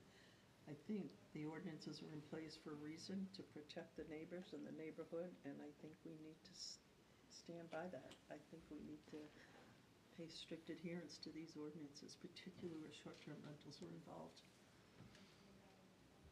Tim? I can go either way on this one. You are getting, with a multifamily, you would be removing one long-term renting area. Yeah, no, it's a tough one. Eric? I guess fundamentally, I don't see how this is different than the previous application. Okay. Nicole? I agree, I don't see any different than the previous application. I guess maybe we're not saying, of course, that they can't do long-term rentals. Mhm. I'm in agreement that I really don't see it any different than the Colonial application as well, and I would be in favor of denying. So if someone would like to make a motion? Because Marcia's done enough tonight. I don't understand why the application numbers aren't on the packet I'm looking at, but hold on. Oh, I'll give you the application number, and then you can take it from there. I can get it off the, It's 46, ZB 49. 49. Oh, my gosh, Nope, get my nope. glasses. Or am I seeing wrong? You were seeing It's wrong. It's Maybe 46. I got it, I got it. It's 46. 46, you're right, that's my 46. side this time. There you go. 46. I make a motion to deny application CB 2026-046, 34 Morrill Street, for a variance from Chapter 235, Article 7 and 11, Sections 235, 41, and 70, to allow short-term lodging of a two-family home in a residential general zone. The reason being, The Fine. reason being, the criteria are not met, specifically the hardship criteria. okay, thank you. Can I have a second, please? I second. Discussion? All in favor of denial? 4 again, and 1 abstention. So we are denying the application for short-term rental. Madam, You're welcome. Madam Chair, if I could just make an announcement again that we have continued, or we haven't, the applicants for ZB 2026-047 and 048 for 208 Paugus Park Road. Their application was requested to be continued to the May 19th meeting at 6:30 PM. Please note that is a Tuesday and not a Monday. It is city council budget season, so we had to push it back a day. Finance meetings, got to get that budget done. So Yes. Tuesday, May 19th at 6:30 PM, right here in this room. And they'll be first under continued applications. And just for a note as well, we do not re-notice for continuations that were done in public. Correct. And This they is are the public aware to notice. come, yeah. Oh, Is there any other topic to come before the board tonight before we adjourn? I will be out of town next month, so. Okay, that's good to know. All right. Do you want to elect officers now? Or do you want to wait till next month? I don't care. So, right now, we are missing a chair. I know. We have a vice chair, which is Marcia. The board does need a chair. Do you guys want to vote on that tonight, or you can roll the dice and... Marcia, do you want to be chair? Sure. She sure does. Wow, I would vote. for there's a that. real twist there. Do you want me to give you a... More importantly, we all need her to be the chair. Yes. Do you want me to give you a proposed motion real quick, and somebody can say they move that, and... Okay. Yes, Tyler, go ahead and do it. I move to nominate Marcia Hayward to be Chair of the Zoning Board of Adjustment until the next official, what is it, officers vote in July. Okay. I'll second that. Awesome. And since we just made more work for ourselves, we need to appoint a vice chair. Yeah, well, they have to vote on that. Oh, yeah, after, yeah. We do. Yep. So, all in favor Of Marcia being of Marcia chair? being chair? yeah. Perfect. 4? Oh, sure. 5, perfect. 5 for it? Being modest. And then now we need somebody to be vice chair. I just started. We're all looking at you. Eric, I really think it should be you. I'm not going to nominate myself. I will nominate Eric to be vice chair. Marcia moves to nominate Eric Hoffman to be vice chair of the zoning board. Second. Second, perfect. All in favor? 5, unanimous. All right. Wow. And then next month, yeah, go ahead. Getting I do have stuff done. one question. So now that there's, I don't know how to say this, maybe a little bit more of a microscope on the appointments process in the city. Oh, yeah. I'm wondering if, and maybe this is something best taken up with the appointments committee, but shouldn't alternate members be first in line to become permanent members, and permanent members not? I'm going to defer that to the city council because that is not under our purview. Okay. Okay. Tyler, I couldn't have said it better myself. Got it. I'm here for the legal lingo. like I just, legal I didn't lingo. know if that was So- across all boards, things were being done that way, or I don't wanna take any sides or anything like that, but typically how it is usually gone, for at least land use boards, typically, if there's an alternate position, that member is afforded the opportunity to move up to the full member position prior to. That's how it's been done in the past. Typically, that's but historically how we've done it on land use historically, boards. so not to this say is that it a- hasn't been done this way before. This is So- a procedural issue with the appointments committee, I would- and I will I take it have up seen with it, them. I have seen it done Absolutely do that. before, but it's very rarely done. Usually it is an offer that's made to alternates first. Okay. Thank you. No problem. Anything else? How'd they they do? do, okay? Motion to adjourn? We didn't say that? No, you No. did. Motion to adjourn? So I gotta You're All in allowed. favor? All in favor? How many